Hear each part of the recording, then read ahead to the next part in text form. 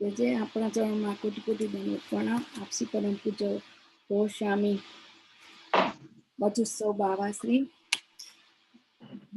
મુંબઈ અને ગોકુળ બિરાજો છો. બસ ગઈકાલ આપણે બહુ સુંદર રીતે એક પછી એક આપણે એને સુંદર રીતે આજ પણ આજનો વચાનો તો ખુદ આપતો હશે. વલ્લભા સખી જય જય જય.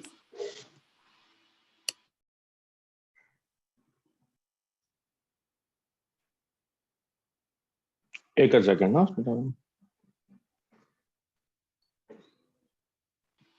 હા જી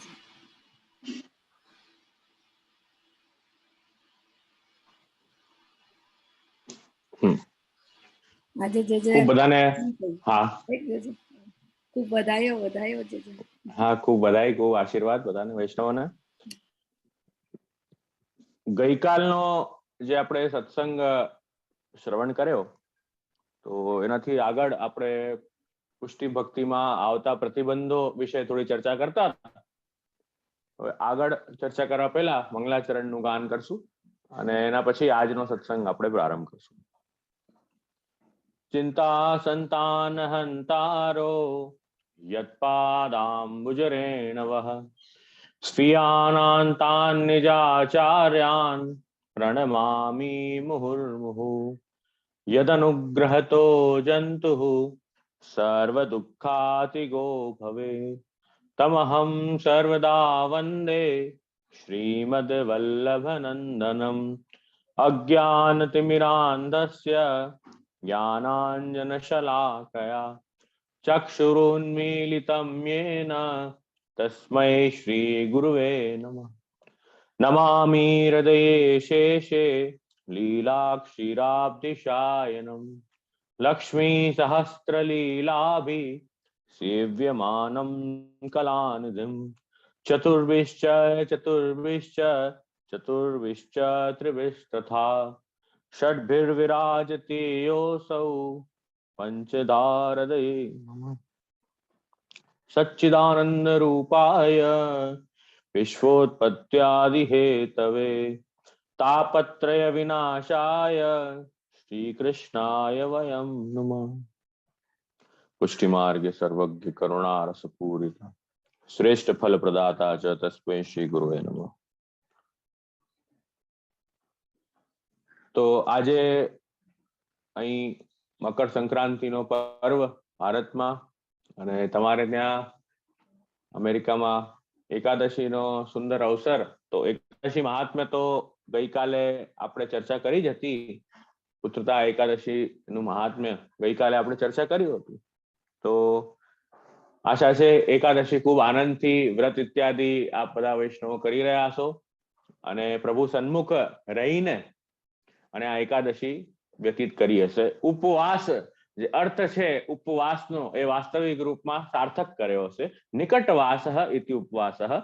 તો પ્રભુના નિકટ રહીને ઠાકોરજીના ગુણગાન સત્સંગનો લાભ લઈને અને બને એટલું ઠાકોરજીનું ભગવત સ્મરણ વધારે કરી અને એકાદશી વ્રત બધાએ કર્યો જ હશે એવું માનું છું.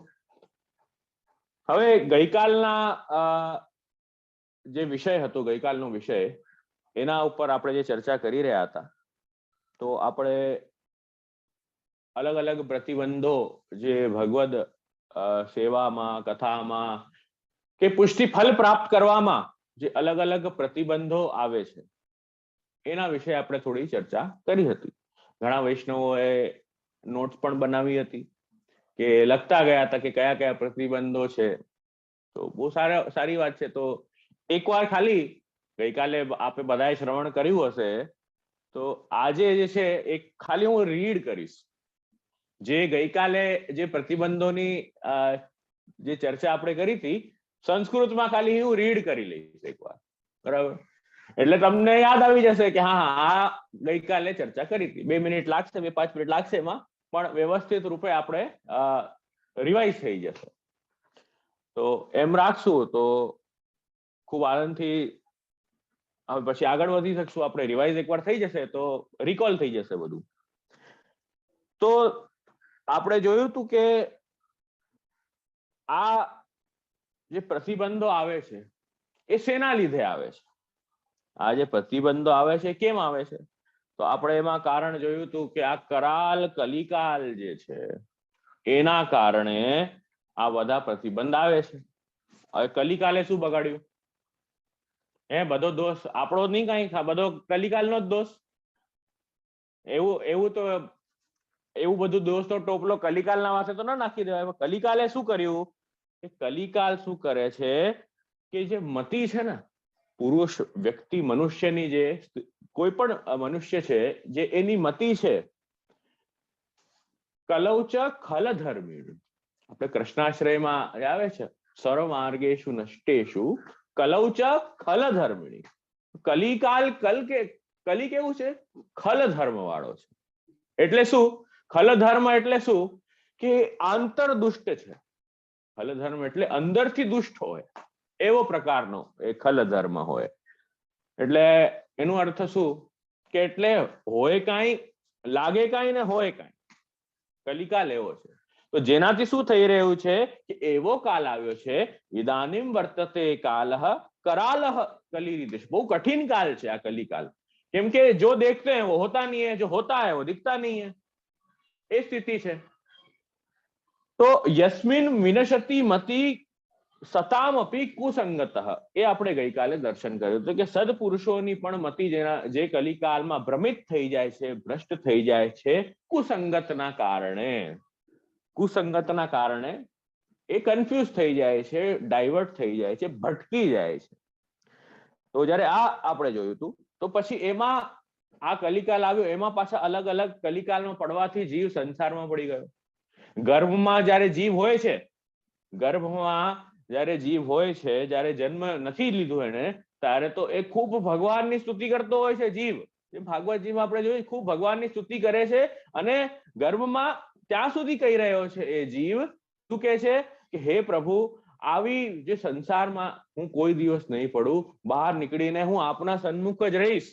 ત્યાં સુધી એને રિયલાઇઝ થઈ જાય છે જીવને ગર્ભમાં. પણ જયારે બહાર આવે, જેવી રીતે બહાર આવે છે, ગઈ ભેંસ પાણી.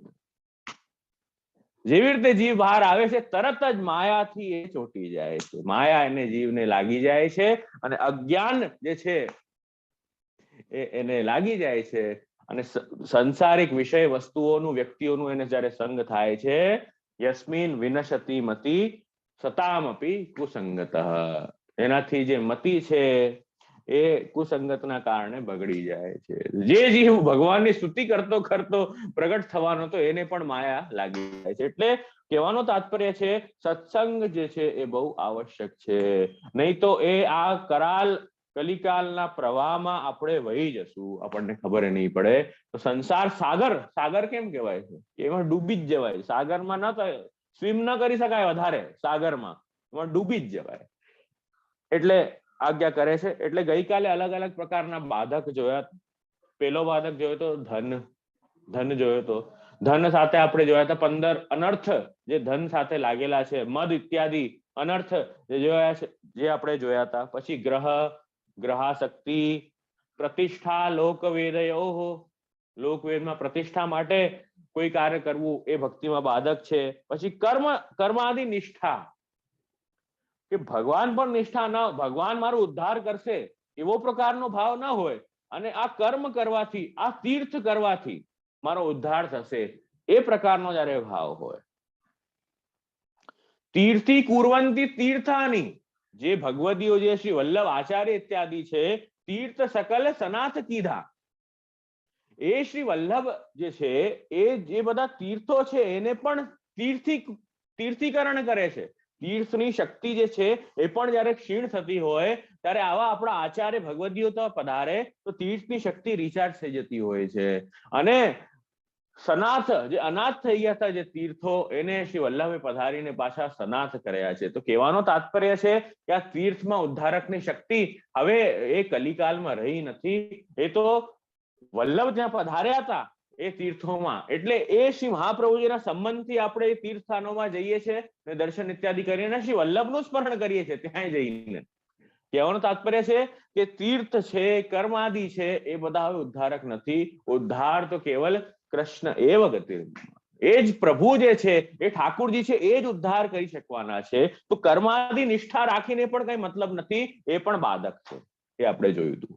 પછી મનસઃ સ્વર્ગાદિ ફલકાંક્ષણમ, એ જોયું હતું કે મનથી સ્વર્ગાદિ ફલોની ઈચ્છા. પછી આપણે જોયું હતું અલગ સ્વર્ગમાં કયો આનંદ મળે, વિષયાનંદ મળે, બ્રહ્માનંદ, સ્વરૂપાનંદ, ભજનાનંદ, એની બધી આપણે થોડી ચર્ચા કરી હતી, તો એ તમને યાદ હોય તો. પછી આગળ જોયું લૌકિકે પરમા પ્રીતિ, જે ચેતન વસ્તુ છે લૌકિકમાં આપણા સંસારમાં એમાં બહુ અટેચમેન્ટ. પછી જોયું હતું વિરુદ્ધ વિશેષણા, એ વિરુદ્ધ વિષયોની ઈચ્છા. આ જીવ નો સ્વભાવ જ એવો છે, જે વસ્તુની ના પાડી હોય ને ત્યાં પેલા કૂદીને જશે. જે વસ્તુની ના પાડી હોય ત્યાં કૂદવાનું મન પેલા થાય. નાના બચ્ચાને આપણે કહીએ ને કે બેટા અહીંયા નહીં અડતો, તો એને અડવામાં બહુ મજા આવે. કે અગ્નિ સાથે નહીં રમતો તો એ અગ્નિમાં જ હાથ નાખવા જશે. તો કહેવાનો મતલબ છે કે વિરુદ્ધ વિષયોની ઈચ્છા જે છે એ અને એનો ઉપભોગ એ ભક્તિમાં બાધક છે. તો એ પણ ત્યાગવો જોઈએ. વિરુદ્ધ વિષય આપણે ગઈકાલે ડિસ્કસ કર્યા હતા, કયા કયા જે વિષયોનો ઉપભોગ કરવાનું શાસ્ત્રમાં ના પાડી હોય કે આ વિષયોનો ઉપભોગ ન કરવું, આ વિષયોનો યુઝ ન કરવું, તો એ ના પાડી હોય, જે અધર્મ છે એનું ત્યાગ આપણે કરવું જોઈએ. પછી અવિરુદ્ધ તથાશક્તિ, એટલે લૌકિક આસક્તિ કઈ વાળી? જળ વસ્તુઓમાં લૌકિક આસક્તિ. પહેલા ચેતન લૌકિકે પરમા પ્રીતિ, અને અવિરુદ્ધે તથાશક્તિ એટલે લૌકિક આસક્તિ જે છે એ જળ વસ્તુમાં લૌકિક આસક્તિનું જોયું હતું. અને વિષય ભોગ ભોજનમ, એટલે આપણે જે પણ કઈ ગ્રહણ કરીએ એ પોતાના સ્વાર્થ માટે, કે મને ગમે છે, મને ખાવું છે, મારી જીભને સારું લાગે છે, એ અર્થથી એ વસ્તુનો જયારે ભોગ કરીએ, તો એ અર્થથી જયારે વસ્તુનો ભોગ કરીએ તો એ ભક્તિમાં તો બાધક છે ને. કેમ કે સેવકનો શું ધર્મ છે કે પ્રભુ ઉચ્છિષ્ટ, પ્રભુએ જે વસ્તુનો ઉપભોગ કરી લીધો છે એ વસ્તુથી સેવકે નિર્વાહ કરવો જોઈએ, એ વસ્તુથી સેવકે નિર્વાહ કરવો જોઈએ. તો હવે સ્થિતિ શું થઈ ગઈ કે જયારે પોતા માટે જયારે જીવ એ વસ્તુનો ભોગ કરે છે, પોતા માટે જયારે એ જીવ એ વસ્તુનો ભોગ કરે છે, તો એ બુદ્ધિ, એ ભાવ જે હતો એ તો વયો ગયો. એટલે એ બાધક છે વિષય ભોગ ભોજનમ.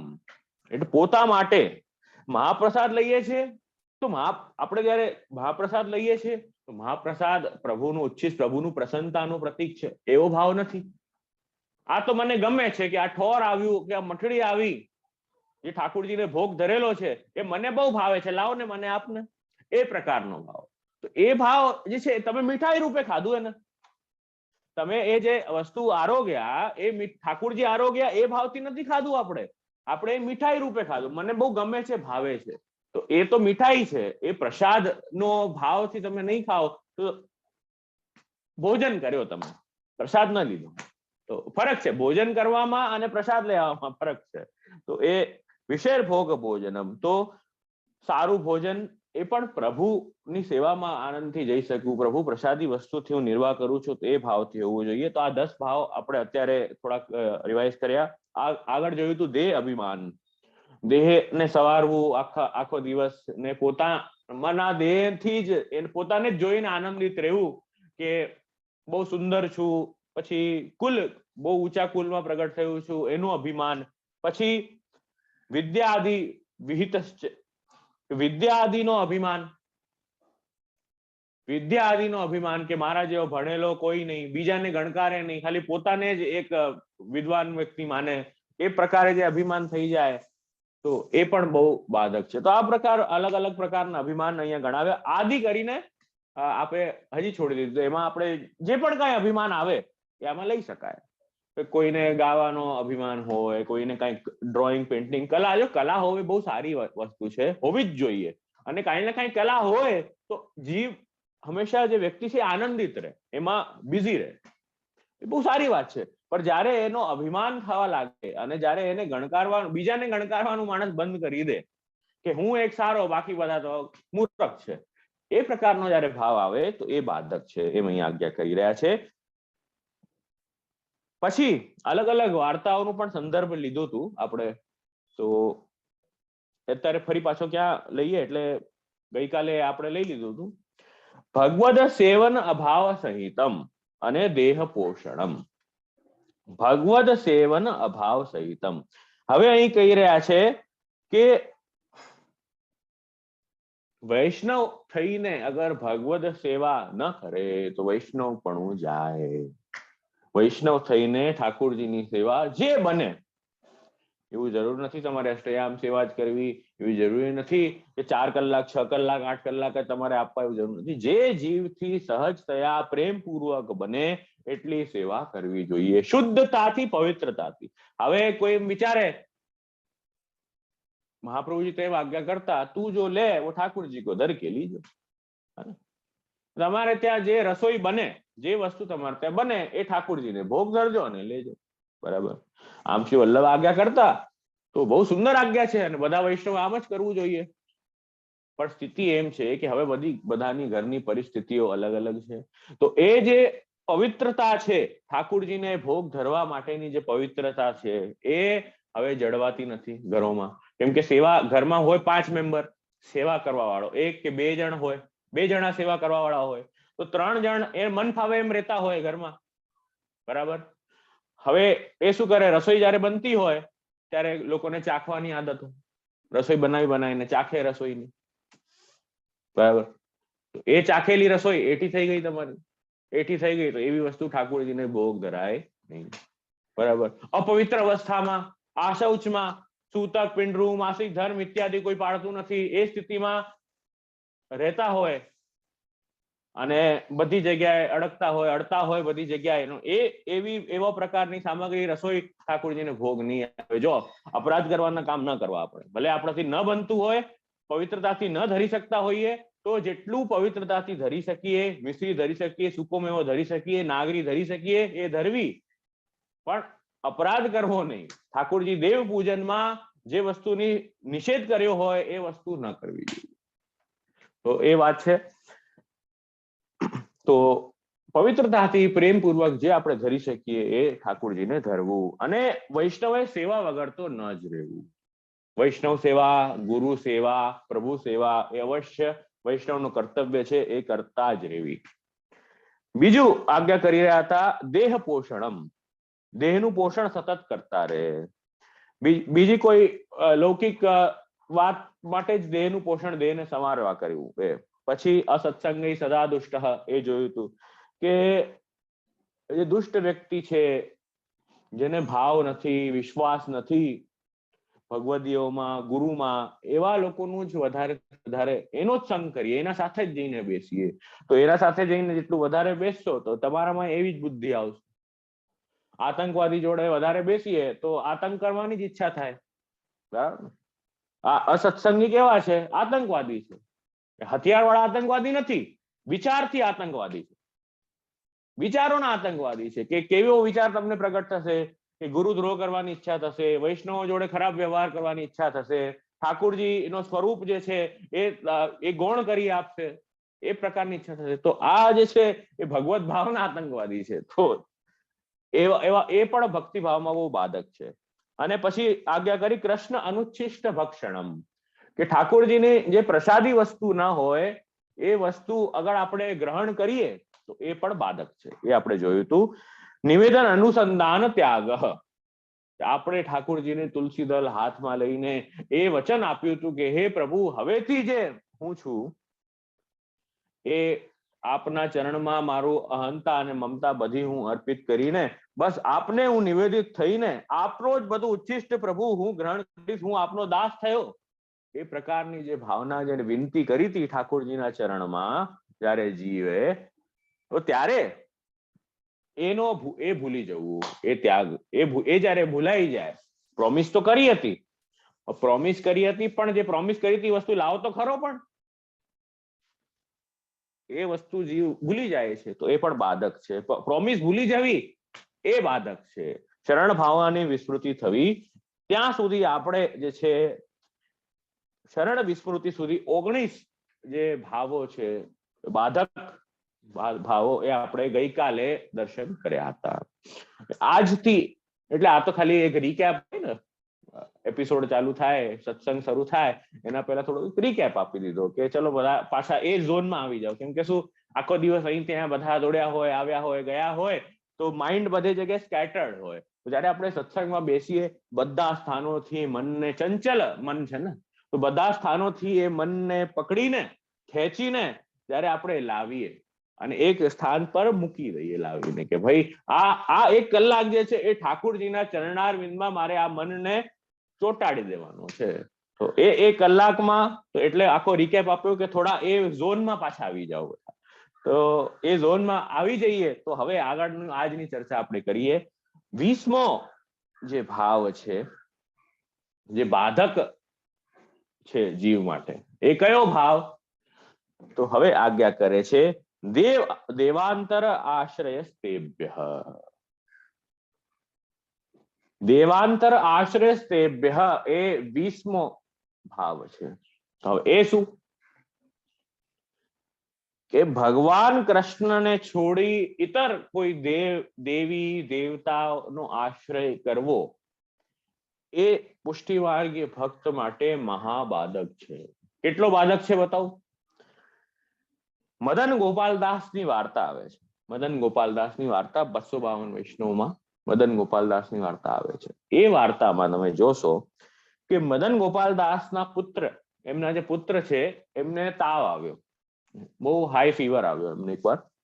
તો જયારે તાવ આવ્યો તો મદન ગોપાલદાસના જે પત્ની છે, એમના વાઈફ છે, એમને ઇન્ફોર્મ કર્યા મદન ગોપાલદાસને કે અરે આપણા પુત્રને તો બહુ તાવ આવે છે. તો એમને કીધું હા, જે આપણા પાસે સોલ્યુશન હોય, જે દવાઓ વગેરે હોય એ આપો, અને બાકી તો ભગવદ ઈચ્છા, બાકી પ્રભુ ઈચ્છા, એમ મદન ગોપાલદાસે કીધું. એમ કરીને એ તો ભગવત સ્મરણ ભગવત સેવામાં ગયા. અંદર સવારથી તાવ આવતો હતો એટલે એ માં પુત્ર સાથે હતા અને પિતા જે છે ઠાકોરજીની સેવા પહોંચવા ગયા. હવે શું થયું કે જે પુત્ર અને એની માં એટલે મદન ગોપાલદાસની વાઈફ જે છે, એ બંને જણે ચૂપચાપ એક બાબા પાસે ગયા. એક બાબા પાસે ગયા અને બાબા પાસે જઈને બતાવ્યું કે આ બહુ બિચારો બીમાર રહે છે, મારો છોકરો, અને મારો છોકરો બીમાર છે, તો આને તમે કંઈક એવું આશીર્વાદ આપો અને એવો આના પર જે છે એવી કૃપા કરો, એવો ધાગો આપો કે આ ધાગાથી જે છે અભિમંત્રિત કરીને આપો કે જેનાથી આ ધાગાથી સારું થઈ જાય. તો એ ધાગો જે છે એ પુત્રને હાથમાં કાંડામાં બાંધી દીધો અને એ લોકો ઘરે આવી ગયા પાછા. એટલામાં શું થયું, મદન ગોપાલદાસ જે છે એ ઠાકોરજી એમણે જગાડ્યા, ઠાકોરજીને મંગલભોગ ધર્યા, સ્નાન શ્રૃંગાર કરાવ્યા. સ્નાન શ્રૃંગાર કરાવીને રાજભોગની તૈયારી કરીને રાજભોગનો થાળ પધરાવ્યો. એટલે ઠાકોરજીને તો સર્વજ્ઞ છે પ્રભુ, તો એમને જ્ઞાન થયું કે આ મદન ગોપાલદાસનો જે પરિવાર છે, જે મારી સેવા કરે છે, મદન ગોપાલદાસ તો કરે જ છે, પણ એના સાથે જે એની પત્ની છે, એમનો પુત્ર છે, એ બધા પણ મારી સેવા કરે છે અને બધા વૈષ્ણવ છે. એમને જ્ઞાન થયું. તો ઠાકોરજીને જેમ રાજભોગનો થાળ પધરાવ્યો, ઠાકોરજી મદન ગોપાલદાસને પીઠ કરીને બિરાજ્યા અને રાજભોગનો થાળ જે છે એ લાત મારીને ઉડાવી દીધો કે હું તારા પાસે એ સર્વેશ્વર સર્વાત્મા જયારે તારી સેવા અંગીકાર કરું છું, તો તું એવા બાબાઓ પાસે ને એવા દેવી દેવતાઓ પાસે જે પ્રાકૃતા સકલા દેવા, જેમના પાસે શક્તિ પણ લિમિટેડ છે, અને મેં ભગવાને જે શક્તિ આપેલી છે એટલી શક્તિઓથી જ એ લોકો એ કામ કરી શકે છે, તો એ સ્થિતિમાં તો એમના પાસે જાય છે, તો આ તો મારું અનાદર છે. ઠાકોરજીને એ ભક્ત જે છે, જયારે દેવાંતર આશ્રયસ્તેભ્ય, એ દેવાંતરનો જયારે આશ્રય કરે છે, એ ઠાકોરજીને જરાય નથી ગમતું. તો ઠાકોરજીએ એ વાત ન કરી, સાનુભાવ જતાવવાનું બંધ કરી દીધું મદન ગોપાલદાસ જોડે એમણે.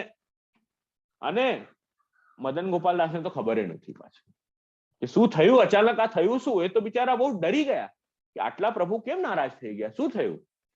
તો એ મદન ગોપાલદાસ તો બહુ ડરી ગયા, બહુ વિનંતી કરી, બહુ મનોહાર કર્યું. ત્યારે ઠાકોરજી આજ્ઞા કરી કે તારો પુત્ર અને તારી જે સ્ત્રી છે એને અન્યાશ્રય કર્યો, એ મને જરાય નથી ગમ્યું. એમ કરીને પ્રભુએ બતાવ્યું. ત્યારે મદન ગોપાલદાસ ને રિયલાઇઝ થયું કે અરે બાપરે, આ થઈ ગયું, મારા કહેવામાં તો છે નહીં આ બંને જણા, તો શું કરવું. એમ કરીને બહુ દુઃખી થયા અને ઠાકોરજીને બહુ મનોહાર કર્યું મદન ગોપાલદાસે. તો 1 વર્ષ લો ઠાકોરજી બોલ્યા નહીં, નારાજ રહ્યા. બોલો, સાનુભાવતા નિત્ય જતાવતા એ ઠાકોરજી, પણ એક વર્ષનો જે છે એ મદન ગોપાલ દાસ થી ઠાકોરજી બોલ્યા નહીં.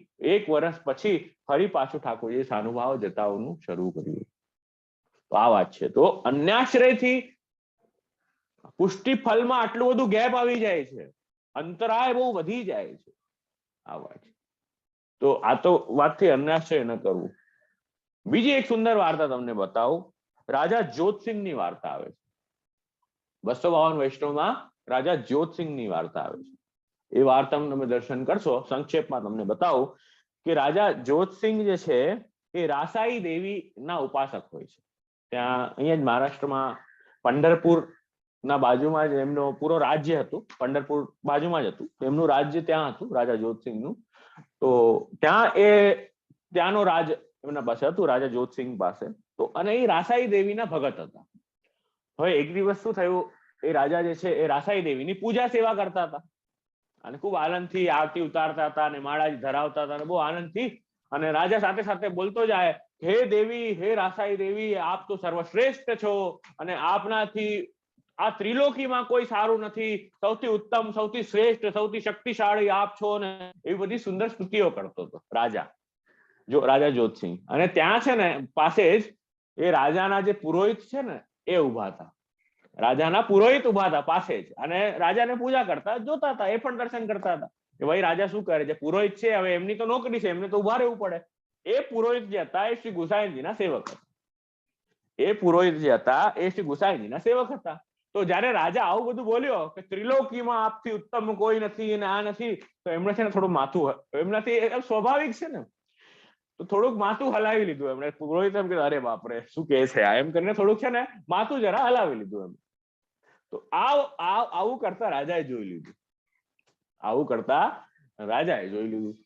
હવે ચક્કર પડી ગયો. રાજા પૂછ્યું કે ભાઈ તમે માથું કેમ હલાવ્યું? હું જયારે આવું કહું છું કે ત્રિલોકીમાં આપણાથી ઉત્તમ બીજું કોઈ નહીં, હું આવું બોલ્યો જયારે, તો તમે માથું કેમ હલાવ્યું? તો પુરોહિતજી તો પેલા ના પાડે, ના કઈ નથી એમ ના પાડે. પણ રાજાએ કીધું ના તમે કઈ કારણ તો છે જ, નહીં તો તમે માથું ના હલાવો. એમ શું થયું બોલો? તો કીધું કે એમણે કીધું કે આ જે રાસાઈ દેવી છે એ કઈ ત્રિલોકીમાં ઉત્તમ નથી. એ તો શક્તિમાન જે ભગવાન છે એની એક શક્તિ છે. આજે બધી દેવીઓ છે, માયા છે ઇત્યાદિ જે છે, બધી અંબા દેવી, એ બધા દુર્ગા, આ બધા છે એ ભગવાન શક્તિમાન છે, એમની બસ શક્તિઓ છે બધી. તો કીધું હે એવું ના હોય. એ રાજાએ માન્યું નહીં. એ કે તો પછી શક્તિમાન કોણ છે? તો પછી ભગવાન કોણ છે? આમનાથી શ્રેષ્ઠ છે એવું કોણ છે? તો એ પુરોહિત એમ કીધું કે અહીંયા પંઢરપુરમાં શ્રી વિઠ્ઠલનાથજી બિરાજે છે. પંઢરપુરમાં શ્રી વિઠ્ઠલનાથજી બિરાજે છે, એ સર્વશક્તિમાન, સર્વશ્રેષ્ઠ આ જગતના નાથ છે. તો રાજુ અચ્છા એવું છે, ચલો એમના દર્શન કરવા.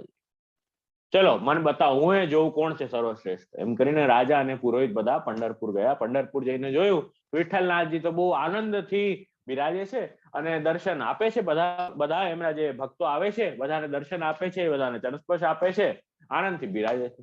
હવે રાજા કે મારી દેવી જુઓ, મારી રાસાઈ દેવી જુઓ, એટલી શક્તિવાળી દેવી છે, એટલી શક્તિવાળી દેવી છે અને એટલો વૈભવ છે, કેટલા બધા સેવકો છે મારી દેવીના. અને અહીંયા જો વિઠ્ઠલનાથજી તો આનંદથી એકલા બિરાજે છે, બધા સેવકો આવે છે, હાથ જોડીને બધા જાય છે. તો પુરોહિતે વિનંતી કરી કે હે વિઠ્ઠલનાથજી, ભગવાનને વિનંતી કરી કે હે વિઠ્ઠલનાથજી, આપ એવો કઈ ચમત્કાર આ રાજાને દેખાડો કે જેનાથી આનું જે છે એ મન પરિવર્તિત થઈ જાય અને આપનો ચમત્કાર જોઈને એ આપનો સેવક થાય. જીવ તો દૈવી છે પણ સંગ અને એને જે જ્ઞાન છે એ અન્યથા છે. તો વિઠ્ઠલનાથજીએ ભલે આજ્ઞા કરી કે ભલે ઠીક છે, હું કરું છું જે થાય મારે. તો વિઠ્ઠલનાથજી આ આજ્ઞા કરીને અને પછી શ્રી વિઠ્ઠલનાથજીએ એક રીચ સાહુકાર એનો વેશ ધારણ કર્યો અને ત્યાં રાજાના મહેલમાં ખબર કરાવી કે એક બહુ મોટા સાહુકાર જે છે બહારગામથી આવી રહ્યા છે અને એ રાજાથી મળશે કંઈક બિઝનેસની વાત કરવા માટે. એમ કરીને જે છે ત્યાં ખબર કરાવી રાજા જ્યોતસિંહને. તો આ સાહુકાર આવી રહ્યા છે. સાહુકાર જયારે આવી રહ્યા છે તો એ જે દેવીનો વૈભવની વાત કરતા હતા ને રાજા, કે બહુ વૈભવ છે, આટલા સેવક છે, બધું છે, તો સાહુકાર આવી રહ્યા છે ને, અરે કેટલી બધી પાલકીઓ, કેટલા બધા હાથીઓ, એટલે કોઈ ચક્રવર્તી સમ્રાટ આવતો હોય ને એની જેવી સેના આવતી હોય ને એવું એ સાહુકાર સાથે લઈને આવ્યા. સાહુકાર સાથે. હવે ભગવાન છે તો ભગવાન તો જે રૂપ ધારણ કરવું ધારણ કરી શકે. ખૂબ બહુ બધા હાથીઓ, બહુ બધા ઘોડાઓ, ઘોડાગાડીઓ, પાલકી, સેના, સેનાપતિઓ બધા. તો રાજા જોઈને ટેન્શનમાં, આ સાહુકાર આવે છે કે કોણ આવે છે? આટલો બધો જે લશ્કર લઈને કોણ આવી રહ્યું છે? આટલો બધો, આ તો મારા રાજમહેલ, મારા પાસે જેટલી સેના છે એના કરતા તો 10 ગણી સેના આવી રહી છે સામેથી. કોણ છે આ?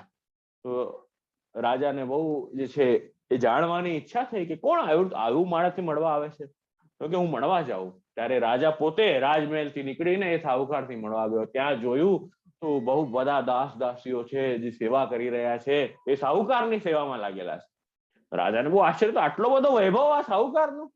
કોણ છે? આટલા બધા સૈનિક, સેનાપતિઓ, ઘોડા ઇત્યાદિઓ, અને ખૂબ પ્રોસ્પેરિટી બધા સ્થાન પર, ખૂબ પ્રોસ્પેરિટી દેખાઈ રાજાને. અને ત્યાં જોયું કે ઘડો લઈને એક દેવી જતી હતી. તો જોયું દેવી તો, અરે આ તો મારી રાસાઈ દેવી છે. રાજાએ જોયું કે અરે આને તો જોયેલી છે, આ દેવીને ક્યાં જોઈ છે? પછી યાદ આવ્યું કે અરે આ તો જે હું રોજ જેની પૂજા કરું છું ને એ દેવી જઈ રહી છે ઘડો લઈને, પાણી ભરીને. એને રોકી દેવીને કે અરે દેવી, આપ ક્યાં પધારો છો? કે હું તો મારા જે સ્વામી છે ને એની સેવિકા છું, એમની સેવા કરવા જાઉં. કે હે આપનો કોઈ સ્વામી છે? તો કે હા મારો સ્વામી છે ને, મારા સ્વામી અંદર બિરાજે, એ વિઠ્ઠલનાથજી, એ જે અંદર બિરાજે છે, જે અત્યારે સાહુકારનું રૂપ ધારણ કરીને લીલા કરી રહ્યા છે, એ વિઠ્ઠલનાથજી મારા સ્વામી છે. તો એ મને આ રાજાએ જયારે જોયું કે દેવી પણ જેમની સેવા કરે છે એવા જે પ્રભુ છે એ સર્વોત્તમ સર્વશ્રેષ્ઠ એ પ્રભુ છે, તો એમના પાસે ગયો, એમને નમ્ર પ્રણામ કર્યા. અને પછી પુરોહિત પાસે મળ્યો અને પુરોહિતને કીધું કે હા તારી વાત સાચી હતી ભાઈ, આપ બહુ સાચી વાત કરતા હતા. પુરોહિત તો વાસ્તવમાં આપ અમારો આખા કુલનો હિત કરવા વાળા છે. તો આપ તો વાસ્તવમાં જે આપનું નામ જે કહીએ છીએ કે પૂરા કુલનું જે હિત કરવા વાળા એ પુરોહિત. તો બહુ સાચી વાત છે.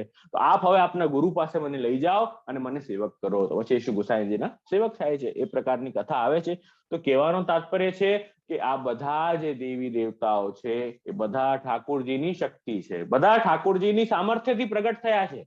કોઈ ને કોઈ કાર્ય કરવા માટે, જેમ આ સૃષ્ટિ સંચાલન કરવું હોય તો બધાને કોઈ ને કોઈ રોલ આપવામાં આવે, બધાને કોઈક ને કોઈક રોલ આપવામાં આવે. તો એવી રીતે અલગ અલગ ડિપાર્ટમેન્ટ, જેવી રીતે કંપનીનો માલિક હોય, અલગ અલગ ડિપાર્ટમેન્ટ, સેલ્સનો ડિપાર્ટમેન્ટ, માર્કેટિંગનો ડિપાર્ટમેન્ટ, ફાઇનાન્સનો ડિપાર્ટમેન્ટ, અકાઉન્ટિંગનો ડિપાર્ટમેન્ટ, અલગ અલગ જે ડિપાર્ટમેન્ટ હોય એ બધા અલગ અલગ સ્ટાફને આપી દે મેનેજ કરવા માટે. અલગ અલગ મેનેજર અપોઇન્ટ કરે ને જેમ કંપનીનો માલિક, એવી રીતે ભગવાન શ્રી કૃષ્ણ આ સૃષ્ટિ સંચાલન કરવા માટે અલગ અલગ જે ડિપાર્ટમેન્ટ છે અલગ અલગ દેવી દેવતાઓના હાથમાં આપેલા છે, એ સંચાલન કરે છે. તો આ બધા દેવી દેવતાઓ, અંબા, દુર્ગા, રાસાઈ દેવી, આ જે પણ છે એ બધા દેવી દેવતાઓ જે છે એ પ્રભુના કઈ ને કઈ સામર્થ્ય છે, પ્રભુની વિભૂતિઓ છે. એટલે દેવાંતર આશ્રય સ્તેભ્ય, એટલે અલગ અલગ દેવી દેવતાઓનો દેવાંતર આશ્રય સ્તેભ્ય એ જે છે એ બાધક છે. આ જાણવું આપણે.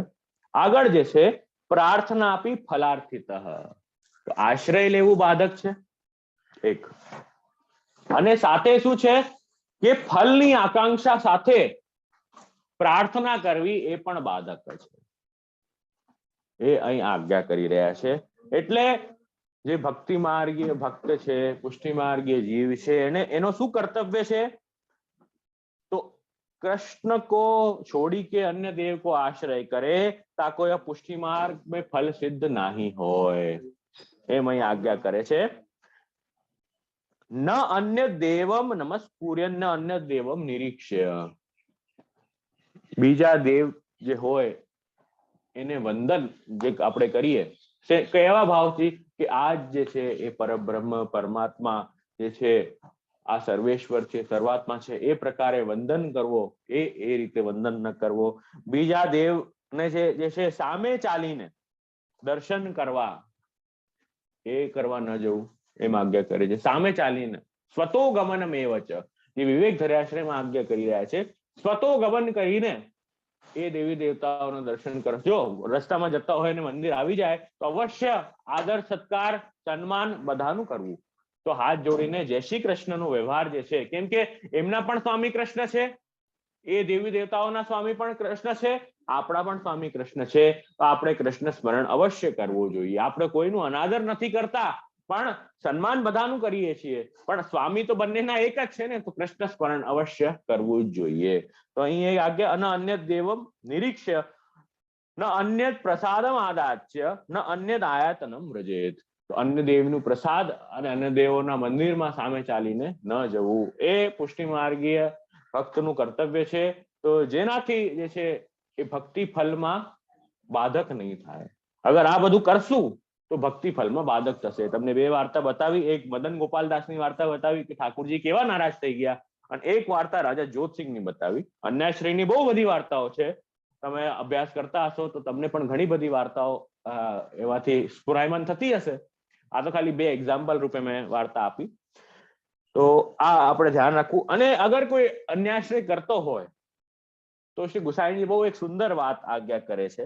એ કેવું છે, ભગવદ પદ્મ પરાગ જુષો નહીં યુતતરમ મરણે પિતરામ. આજ્ઞા કરે છે કે મરણ પણ કેમ ન થઈ જાય, પણ ઠાકોરજીના ચરણ છોડીને જીવે ક્યાંય ન જવું, એમ આજ્ઞા કરે. અને શું કે, ઇતર આશ્રયણમ ગજરાજ ધૃતો નહીં રાસભમ અપી ઉરુરી ક્રૂર. કે હાથી પર બેસેલો માણસ જે હોય એ ગધેડાની સવારી કરે તો કેવો લાગે, એવું જે છે એ કૃષ્ણનો આશ્રય કરવા વાળો વ્યક્તિ અન્ય દેવોનું આશ્રય જયારે કરે તો એવો લાગે.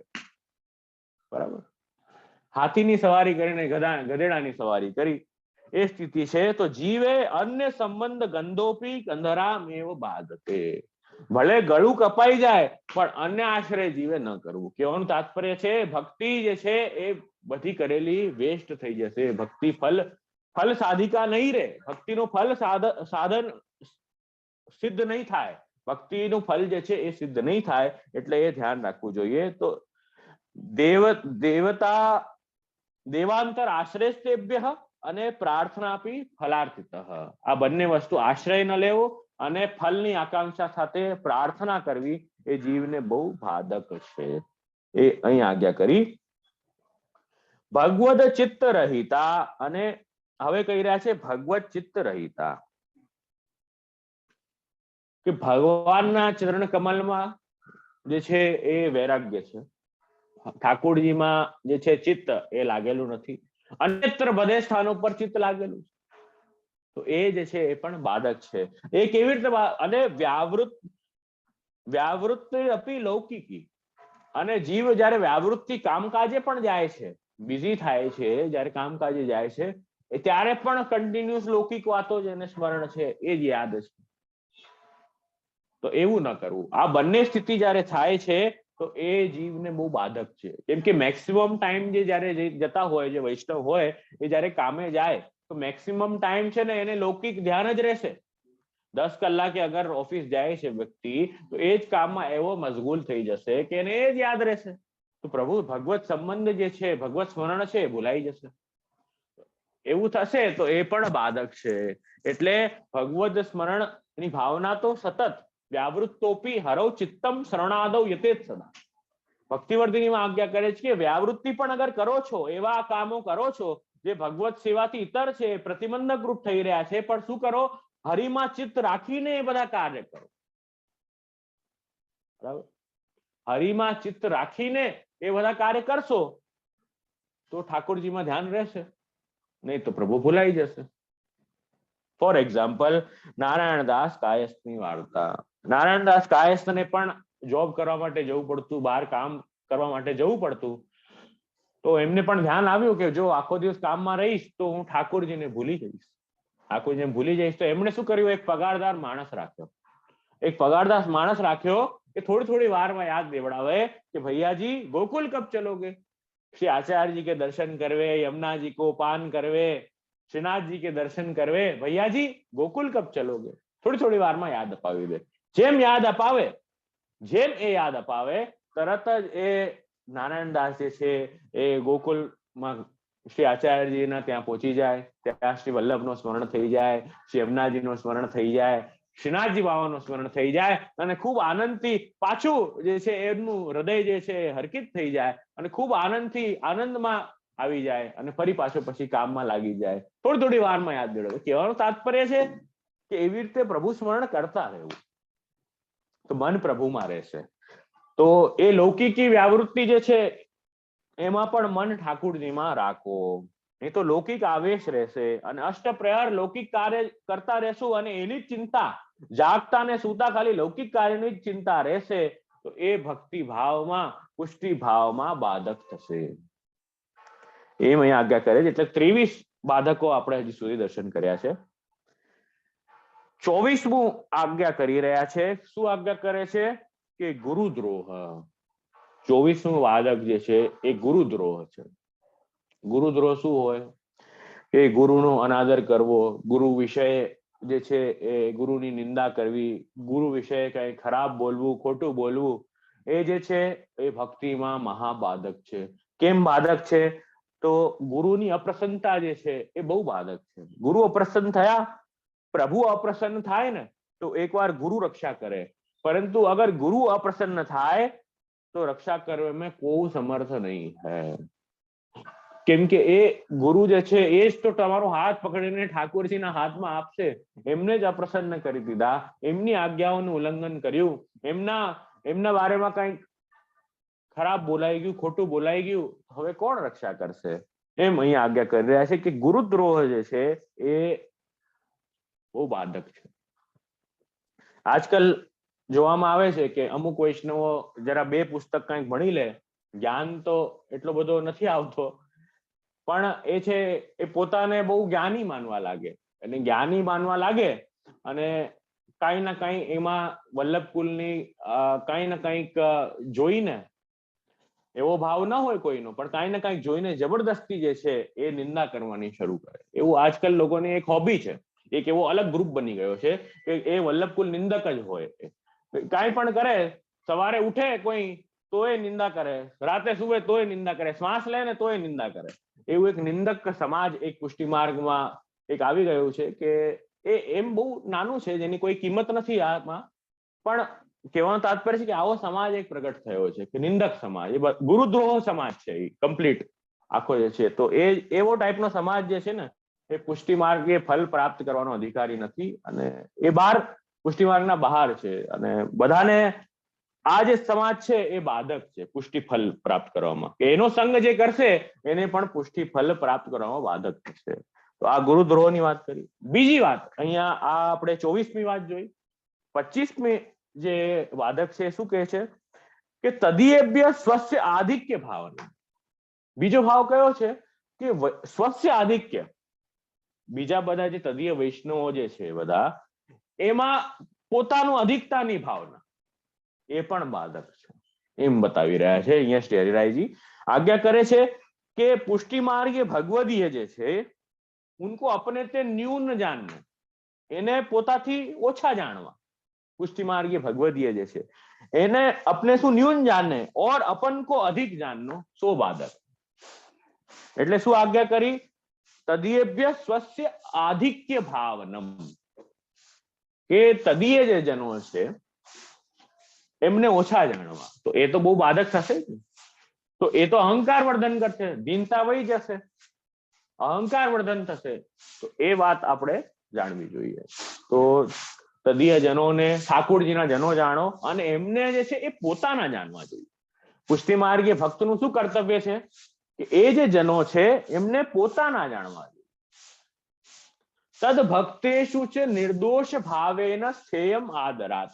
શ્રી ગુસાઈજી ચતુશ્લોકીમાં આજ્ઞા કરે છે, ગુસાઈજીની જે ચતુશ્લોકી દ્વિતીય છે એમાં આજ્ઞા કરે છે કે તદ ભક્તેષુ એટલે ઠાકોરજીના જે ભક્તો છે તદ ભક્તેષુ ચ નિર્દોષ ભાવેન સ્થેયમ આદરાત. એ ભક્તો જોડે પ્રેમથી પોતાના જાણીને એમનો સંગ કરવો કે આ મારા છે. જે વલ્લભથી જોડાયેલા છે એ બધા મારા છે, એ બધા સજાતીય છે. જે વલ્લભથી જોડાયેલા નથી જે જીવો એ જે છે એ વિજાતીય છે, એ મારા નથી. એવો પ્રકારનો જયારે ભાવ આવશે તો આ આધિક્ય ભાવના તો વયું જ જશે ને. તો પછી પોતાને સુપિરિયર અને બધાને ઇન્ફિરિયર કેવી રીતે ગણશે? ત્યારે કોઈ માણસ પોતાનું હોય એ પ્રકારનો ભાવ વયો જાય. તો જીવે હંમેશા દીનતા રાખવી અને બધા વ્યક્તિના સારા ગુણ ગ્રહણ કરવાનો પ્રયત્ન કરો. ગુણગ્રાહ્ય બનવું, હંમેશા ગુણગ્રાહ્ય બનવું જોઈએ. બધા વ્યક્તિઓના, વૈષ્ણવોના, જેનું પણ આપણે સંગ કરીએ એના સારા ગુણો જે છે એ ગ્રહણ કરવાનો આગ્રહ રાખવો જોઈએ. હવે આગળ આજ્ઞા કરી રહ્યા છે, અત્યંત દેહ સામર્થ્ય ઇન્દ્રિયાણામ. એ આજ્ઞા કરે છે કે દેહમાં અત્યંત સામર્થ્ય હોય, એટલે દેહ બહુ શક્તિશાળી હોય. એ જ અભિમાન જે આગળ આપણે જોયા હતા ને, દેહ અભિમાન, કુલ અભિમાન, જાતિનો અભિમાન, જ્ઞાનનો અભિમાન, એમાંથી આ એક હજી એક ગણાવી રહ્યા છે, અત્યંત દેહ સામર્થ્ય અભિમાન. એટલે દેહમાં બહુ શક્તિશાળી જે દેહ હોય, કે મારા જેટલી શક્તિ જે છે એ કોઈમાં નથી, એ પ્રકારનો જે ભાવ છે એનાથી કોઈને ગણે નહીં, એ પ્રકારનો ભાવ એ પણ બાધક છે એમ કહી રહ્યા છે. અને પોષણમ, પોષણમ એ હવે આજ્ઞા કરે છે કે પોષણ એટલે 27મો ભાવ કહી રહ્યા છે કે આપની પોતાની જે ઇન્દ્રિયો જે છે એના જ પોતાની ઇન્દ્રિયોના જ પોષણમાં હંમેશા તત્પર રહે, વિષય ભોગમાં એને સારી રીતે રાખવી. સેવા અને સત્સંગમાં તો શું મહેનત કરવી પડે, જવું પડે, પ્રયત્ન કરવું પડે, એમાં આળસ. અને કેવલ આપણા ઇન્દ્રિયોને જ પોષિત કરવી, આરામમાં રાખવી, કહેવાનો તાત્પર્ય છે કે આરામમાં રાખવી, એવો પ્રકારનો જે ભાવ છે એ બાધક થશે, એમ અહીં આજ્ઞા કરી રહ્યા છે. તો 27 ભાવ આપણે જોયા. હવે નેક્સ્ટ 28મો આજ્ઞા કરી રહ્યા છે બાધક, કે શું છે? ગ્રહેશુ અભિરતિ. એ શું હોય? ગ્રહાદि લૌકિક કાર્ય में અષ્ટ પ્રહર પ્રીતિ. આ સૌથી પહેલા જે આપણે જોયા ને, તમને ડિફરન્સ બતાવું. સૌથી પહેલા જે આપણે ગ્રહાશક્તિ જોઈ, પહેલા ફર્સ્ટ બાધક આપણે જોયું ધન, સેકન્ડ બાધક જોયું ગ્રહ, અને એના પછી જોયું ગ્રહાશક્તિ. તો આ એ જે ગ્રહાશક્તિ જોઈ ને એનાથી એક સ્ટેજ આ ઉપર છે. એ જે ગ્રહાશક્તિ આપણે જોઈ હતી એનાથી આ એક સ્ટેજ ઉપર છે.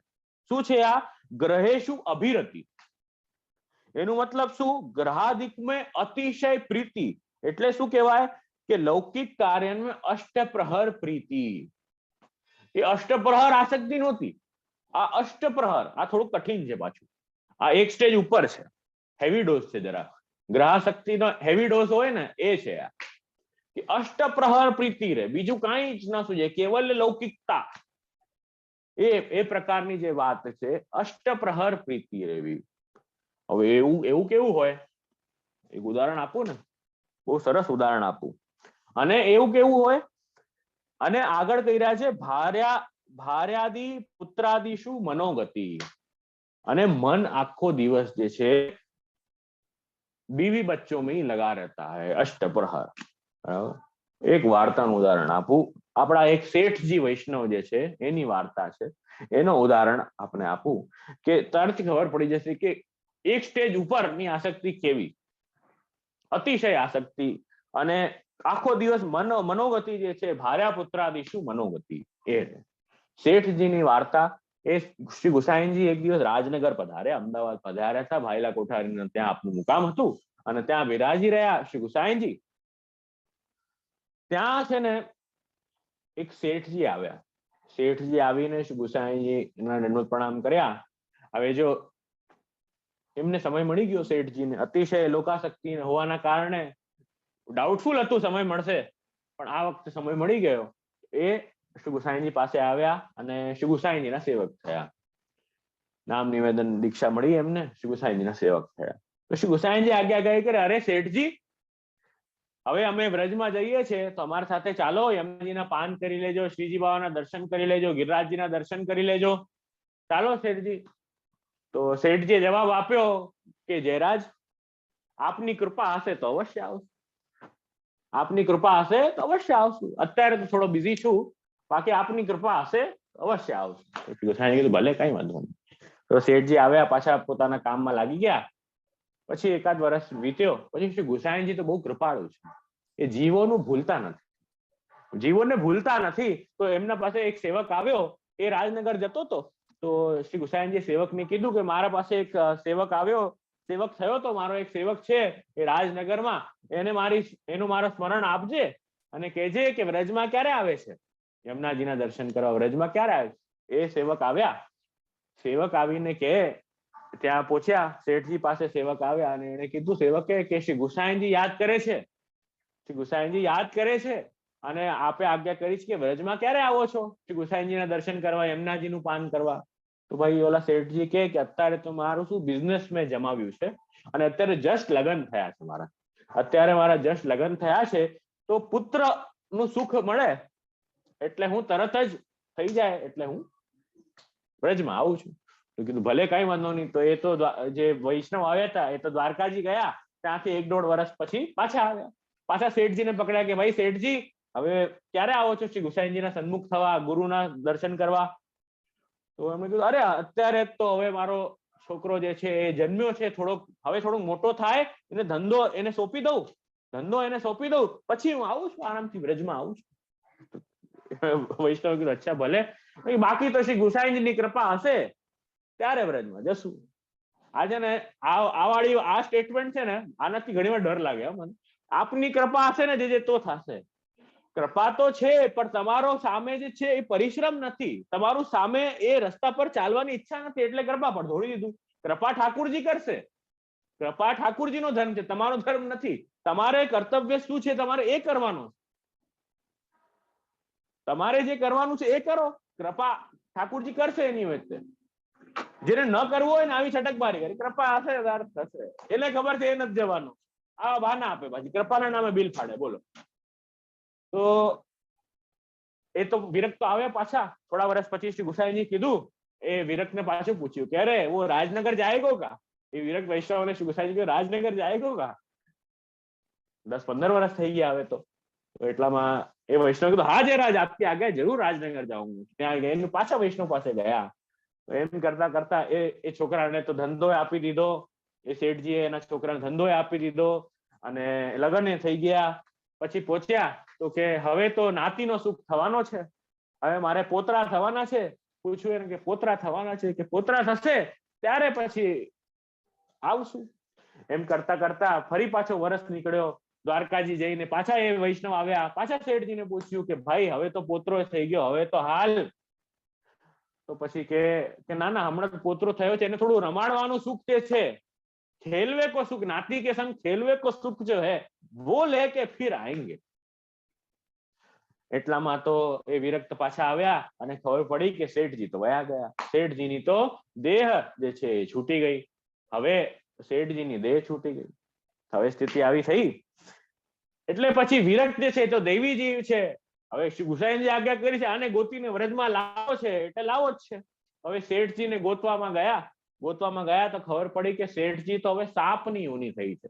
જેવી આસક્તિ અંત સમયમાં જીવની હોય છે એવી પ્રકારની ધન પર અતિ આસક્તિ હોય તો ધનની રક્ષા કરવા માટે સર્પ યોની થઈ, તો ધનની રક્ષા કરવા માટે સર્પ યોની થઈ, તો સાપની યોની થઈ. તો વિરક્ત પાછા આવ્યા, અરે શેઠજી અબ તો સર્પ ભये, अब तो ब्रज में चलो, अब तो श्री यमुनाजी को पान कर लो, अब तो श्री आचार्य जी के दर्शन कर लो, अब तो श्री जी बाबा के दर्शन करो.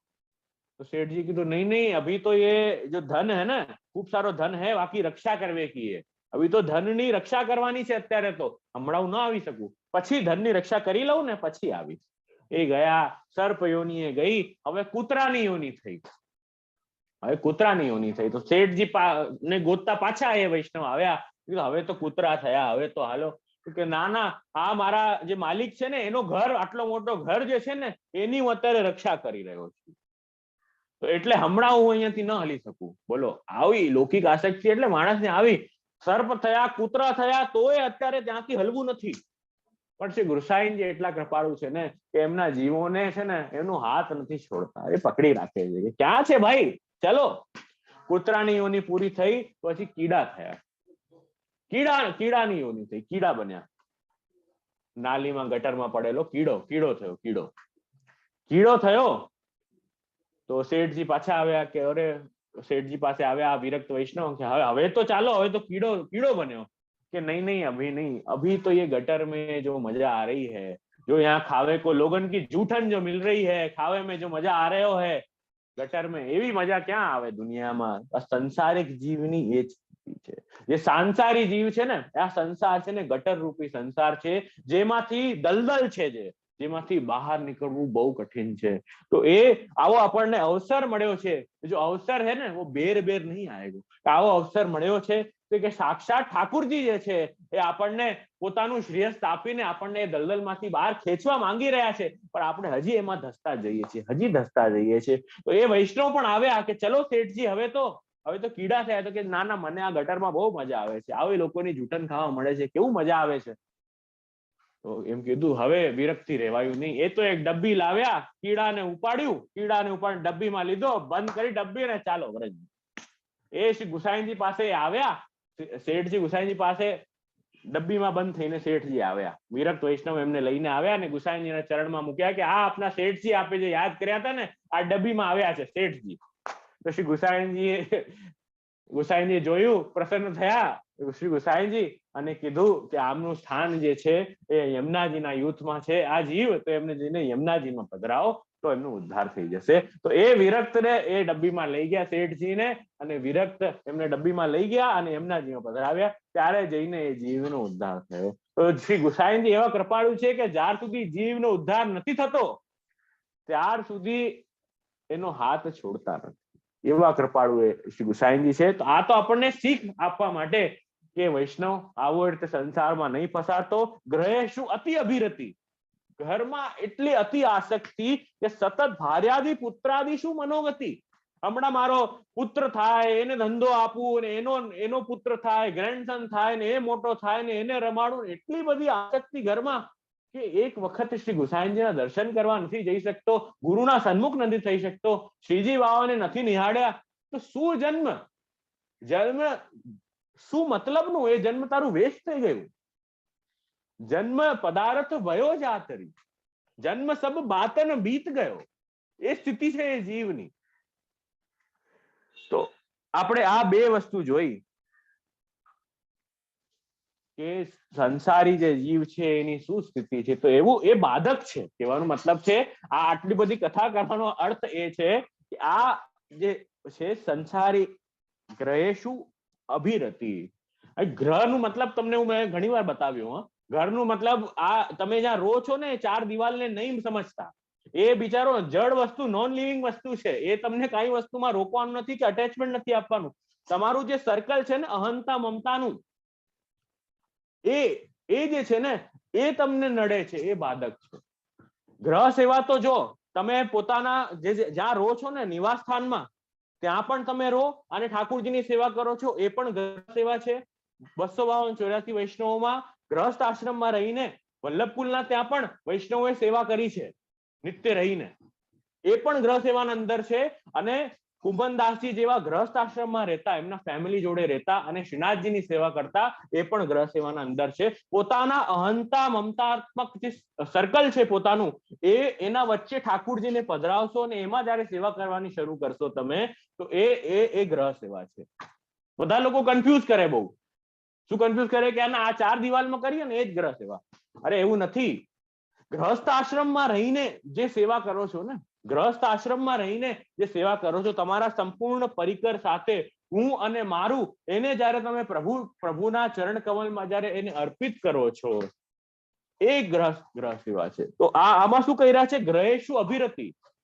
તો જ્યાર સુધી એ ગ્રહમાં અહંતા મમતાત્મક જે સંસાર છે એમાં જયારે ઠાકુરજીને નથી પધરાવ્યા અને એમાં અતિ આસક્તિ જયારે જીવની છે, તો ત્યારે સ્થિતિ શું થાય? ભાર્યાદિ પુત્રાદિ શું મનોગતિ, એમાં જ મન લાગેલું રે। જેવી રીતે શેઠજી સાથે થયું, જે અત્યારે શેઠજીની વાર્તા આપણે જોઈ, એમાં એવું થયું કે શેઠજીને બહુ સમય લાગ્યો શ્રી ગુસાઈજીના ચરણ કમલ સુધી પહોંચવામાં, કેમ કે એમને અતિ આસક્તિ, ગ્રહ જે છે અંધકૂપ કીધું છે ને આપણે સ્ટાર્ટિંગમાં જોયું, આંધળો કૂવો છે, એમાં એકવાર માણસ પડ્યો એટલે જન્મોનું ફેરો શરૂ થઈ ગયું, એ સ્થિતિ છે।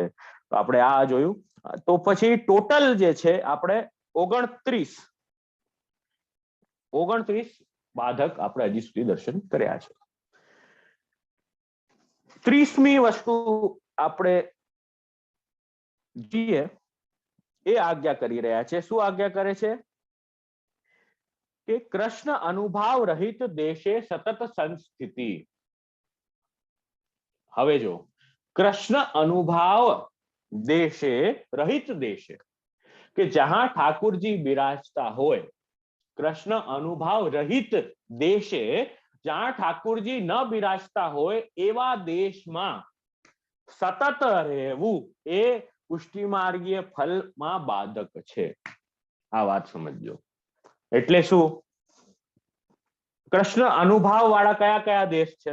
પહેલા તો આપણે એ ફાઇન્ડ આઉટ કરીએ કે ઠાकुरજી કઈ કઈ જગ્યાએ બિરાજે છે. તો શ્રી હરિરાયજી શિક્ષાપત્રમાં ઘણા બધા સ્થાને, એક નહીં ઘણા બધા સ્થાને આજ્ઞા કરે છે કે ઠાकुरજી બિરાજે છે વ્રજમંડલમાં. સૌથી પહેલો સ્થાન ઠાकुरજી બિરાજે છે શ્રીનાથજી, ગોવર્ધનનાથજી બિરાજે છે, ત્યાં ઠાकुरજી બિરાજે છે. સાક્ષાત શ્રીજી બાવા મન્મથ એવા શ્રીનાથજી બાવા જ્યાં બિરાજે એ ભગવત દેશ છે, એ કૃષ્ણ સાનિધ્ય દેશ છે, એ છે. પછી ત્રીજું કયું? સાત સ્વરૂપ જ્યાં બિરાજે છે, સાતે સ્વરૂપ જ્યાં બિરાજે એ કૃષ્ણ સાનિધ્ય દેશ છે. બીજું કયું? બીજું કયું આજ્ઞા કરી કે સાતે સ્વરૂપ જ્યાં બિરાજે એ. પછી જ્યાં વલ્લભકુલના મંદિરો છે, જ્યાં વલ્લભકુલના મંદિરો છે એ બધા જે સ્થાન છે એ કૃષ્ણ સાનિધ્ય વાળા દેશ છે, કૃષ્ણ અનુભાવ વાળા જે દેશ છે એ કૃષ્ણ અનુભાવ વાળા દેશ છે, એ કીધું. પછી વૈષ્ણવ માથે જે ઠાकुरજી બિરાજતા હોય એ બધા કૃષ્ણ અનુભાવ વાળા દેશ છે. તો વૈષ્ણવ જે છે એ પુષ્ટિ માર્ગ, એ પથિક પુષ્ટિ માર્ગ પર ચાલે છે જે વૈષ્ણવ, એને જે છે શું કરવું જોઈએ?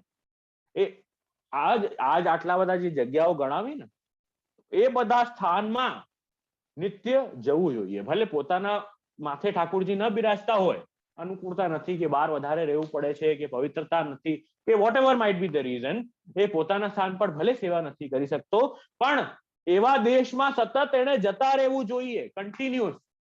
કૃષ્ણ અનુભાવ રહિત દેશે સતત સંસ્થિતિ ન કરવી જોઈએ.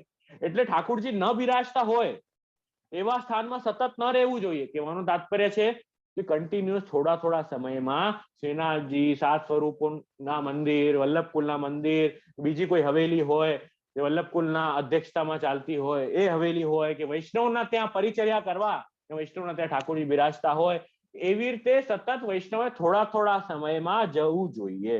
કૃષ્ણ સાનિધ્ય દેશે તું યત તિષ્ઠન્તિ સાધવઃ. તો જ્યાં ભગવદીય મળે, અતસ્તેયમ હરિસ્થાને તદીયૈસ તત્પરે. ભક્તિવર્ધિનીમાં કીધું કે વૈષ્ણવોએ મંદિરોમાં જવું જોઈએ, અતસ્તેયમ હરિસ્થાને. અને હરિસ્થાનમાં શું કરવું જોઈએ? વૈષ્ણવોનો સંગ કરવો જોઈએ, ગુરુનો સંગ કરવો જોઈએ, ઠાकुरજીનો સંગ કરવું જોઈએ. એ વૈષ્ણવોએ કરવું જોઈએ. અને થોડા સમયમાં એને વૈષ્ણવોએ પોતાનું ઘર, પોતાનું નિવાસ સ્થાન છોડીને આવા બધા સ્થાનમાં જવું જોઈએ, જેનાથી વૈરાગ્ય આવશે. ગ્રહાશક્તિ જે રહી છે ને, ભોગ વૃત્તિ, કે આ મારા ઘરમાં હું રહું છું, મારું બેડરૂમ, મારો હોલ, મારો લિવિંગ રૂમ, એ પ્રકારનું જે ભાવ છે ને એ થોડું ઓછો થશે. બહાર યાત્રા કરવા નીકળશો, દર્શન કરવા માટે બહાર જશો તો એવો પ્રકારનો ભાવ, ભોગ ભાવ જે છે વ્રજમાં જશો તો એ ઓછો થશે. તો થોડો વૈરાગ્ય આવશે. અને ભાવ કેવો આવશે કે હું ઠાकुरજીનો સેવક છું, આ ઘર પ્રભુ સેવા માટે છે, હું ઠાकुरજીની સેવા માટે આ ઘરમાં રહી રહ્યો છું, એ પ્રકારનો ભાવ ધીરે ધીરે વિકસિત થશે. તો કૃષ્ણ અનુભાવ રહિત દેશે સતત સંસ્થિતિ એ જીવે ન કરવી, એ બાધક છે. સમજ પડી? કોઈને કાંઈ પૂછવું હોય તો અવશ્ય પૂછી શકો છો. મેસેજ બોક્સમાં તમે ટાઈપ કરી દેશો તો પણ હું પ્રશ્ન લઈ લઈશ, એમાં ચિંતાની વાત નથી. તો જ્યાં કૃષ્ણનું સાનિધ્ય મળે એવા સ્થાન પર રહેવું જોઈએ, યા એવા સ્થાન પર થોડા સમયમાં જવું જોઈએ. કહેવાનો તાત્પર્ય આ છે. 30 બાધક હવે થયા. હવે આજ્ઞા કરી રહ્યા છે આગળ. શું આજ્ઞા કરે છે? કે હર્ષ શોકો લોક. લોકમાં હર્ષ અને શોક, અતિ હર્ષ અને અતિ શોક એ લોકમાં જ્યારે થાય, એનો મતલબ લૌકિક में हर्ष હોય, शोक હોય. એક લૌકિક કેવું હોય, દેહ સંબંધી હોય, કુટુંબ સંબંધી હોય, દ્રવ્ય સંબંધી હોય, બરાબર, એવા પ્રકારનું જ હોય ને. યા તો પૈસા રિલેટેડ હોય, ખુશી યા દુઃખ, યા પોતાની દેહ સંબંધી હોય, ખુશી યા દુઃખ, યા પોતાના કુટુંબ રિલેટિવ યા ફેમિલીમાં કઈક હર્ષ અને શોકનો વિષય હોય. તો એ છે, તો સારું હોય તો સુખ થાય અને સારું ના હોય તો દુઃખ થાય. એ માણસની પ્રકૃતિ છે. એટલે આમાં જ મગ્ન રહે એમ કહી રહ્યા છે કે લોકમાં સુખ થાય તો સુખી રહે, ખુશ રહે, અને યા ફિર દુઃખી રહે. વૃક્ષમાં તો બે જ ફળ છે ને, આ જ ફળ છે સંસાર વૃક્ષમાં, સુખ અને દુઃખ. એમ અહીં આજ્ઞા કરે છે, સુખ અને દુઃખ બે માંથી એનાથી જ આખો દિવસ યાહી મેં મગ્ન રહે, સુખ અને બાધક. જો આપણે આ દેહમાં આપણું જન્મ લીધું છે, આપણે આ દેહથી અને આ સમાજમાં આપણે જન્મ લીધું છે, તો સુખ અને દુઃખ તો આવવાના જ. તો એમાં જ આખો દિવસ મગ્ન રહીને બસ એનું જ ચિંતન નટન કર્યા કરીએ, એવું ન કરવું. સુખ જે આવ્યું એ પ્રભુ ઈચ્છાથી આવ્યું, દુઃખ જે આવ્યું એને સહન કરવાની શક્તિ એ ઠાકુરજી આપે. ત્રિદુઃખ સહનમ જે છે એ ધૈર્ય આમૃતે સર્વતસ્તા. કે ઠાકુરજી એવી શક્તિ આપે કે જે પણ કાંઈ દુઃખ મારા જીવનમાં આવે એ સહન કરવાની શક્તિ મને મળે, પ્રાપ્ત થાય. એમાં મારું આશ્રય છે એ ડગમગ ન થાય. તો હરિ સર્વમ નિજેચ્છાતઃ કરિષ્યતિ, પોતાની ઈચ્છાથી ઠાકોરજી કરી રહ્યા છે અને જીવના જે હિતમાં હશે એ પ્રભુ કરશે, એવો પ્રકારનો એક વિશ્વાસ દ્રઢ રાખીને હર્ષ અને શોકને જીવનમાં ડીલ કરવું. ઓવર એક્સાઇટેડ થઈ જવું હર્ષના વખતે અને ઓવર ડિપ્રેસ થઈ જવું શોકના વખતે, એવું ન કરવું એમ અહીં કહી રહ્યા છે. ઓવર એક્સાઇટમેન્ટ અને ઓવર દુઃખી થઈ જવું એ જે છે એ બાધક છે, એમ અહીં આજ્ઞા કરે છે. હવે આગળ કહી રહ્યા છે લાભ તદ ભાવ કૃતૌ તથા. હવે કહી રહ્યા છે કે સતત આખો દિવસ જે છે ચિંતા લાભની કર્યા કરવી. લાભ તદ ભાવ કૃતૌ તથા કહી રહ્યા છે સતત આખો દિવસ જે છે એ પોતાના લાભની ચિંતા કર્યા કરવી. એટલે શું લાભની ચિંતા પોતાની કેવી રીતે કરે માણસ? કે હવે મારું કુટુંબ જે છે એ થોડો મોટો થાય તો બહુ સારું, હવે મારું આટલું દ્રવ્ય મારી પાસે છે, હવે આટલું થાય તો બહુ સારું, હવે મારી પાસે આટલું ઘર છે એ આટલું થાય તો બહુ સારું. જો પ્રયત્ન કરવા જોઈએ, પ્રયત્ન અવશ્ય કરવું જોઈએ, એવું નથી કે હાથ પર હાથ ધરીને બેસી રહેવું. ઠાકોરજીએ સામર્થ્ય શક્તિ આપી છે તો જીવે પ્રયત્ન કરવા જ જોઈએ, એમાં બેમત નથી. પણ સતત કેવલ એ જ ચિંતામાં મગ્ન રહેવું, એનું જ વિચાર આખો દિવસ કરતા રહેવું, એ નહીં કરવું. યુ શુડ બી સાયલેન્ટ અને let the result do the talking. એમ એક કોટ આવે છે કે આપણે જે છે પ્રયત્ન કરવું જોઈએ અને રિઝલ્ટ પણ સારું જ આવશે પ્રયત્ન કરશો તો, એમાં બેમત નથી. પણ સતત એનું ચિંતન આખો દિવસ કરીને એનાથી ઠાકુરજી ભૂલાઈ જશે.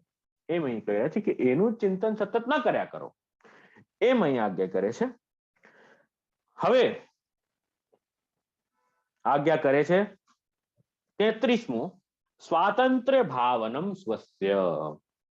એમ આજ્ઞા કરે છે કે પોતાની સ્વતંત્રતાની ભાવના, કે હું સ્વતંત્ર છું, કોઈનાથી અધીન હું નથી, એવું પ્રકારનું જે ભાવ આવે ને, હું એકદમ ઇન્ડિપેન્ડન્ટ છું, હું કોઈનું ન સાંભળું, મને જે કરવું હોય હું કરું, એવી પ્રકારનું જે ભાવના હોય ને, એ જે સ્વાતંત્ર્ય ભાવનમ સ્વસ્ય, એ જે છે એ ભક્તિ ભાવમાં એવો ભાવ જયારે થાય તો એ બાધક છે. કેવી રીતે થાય એ ભાવ?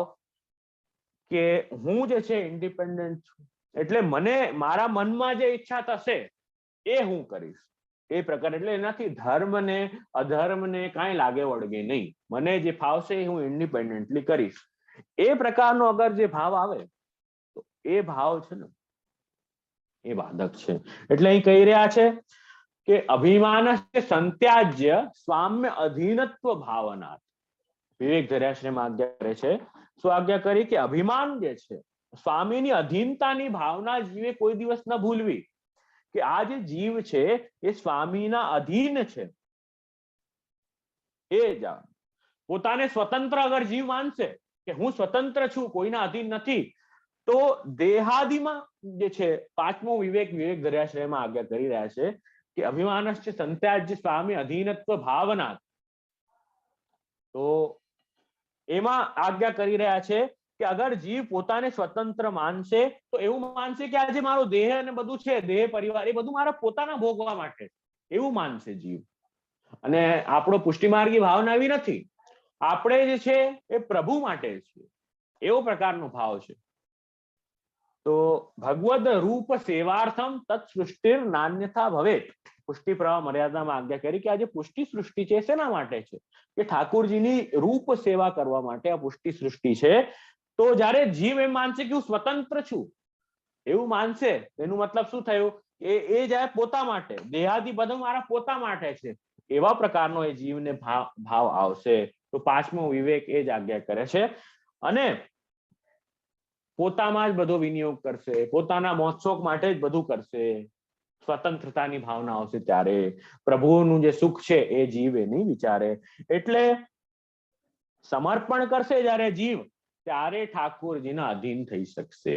એના વગર સમર્પણ કર્યા ઠાકોરજીના અધીન એ જીવ નહીં થઈ શકે. તો સ્વાતંત્ર્ય ભાવનમ સ્વસ્ય એ જે છે એવો પ્રકારનો ભાવ જે છે એ પુષ્ટિ માર્ગમાં બાધક છે. પુષ્ટિ ફળ પ્રાપ્ત કરવામાં એ પ્રતિબંધ છે, બાધક છે. આ ભાવ જોયું આપણે. અને નેક્સ્ટ જે પ્રતિબંધ બતાવી રહ્યા છે, જીવ સ્વાભાવિકો હટઃ.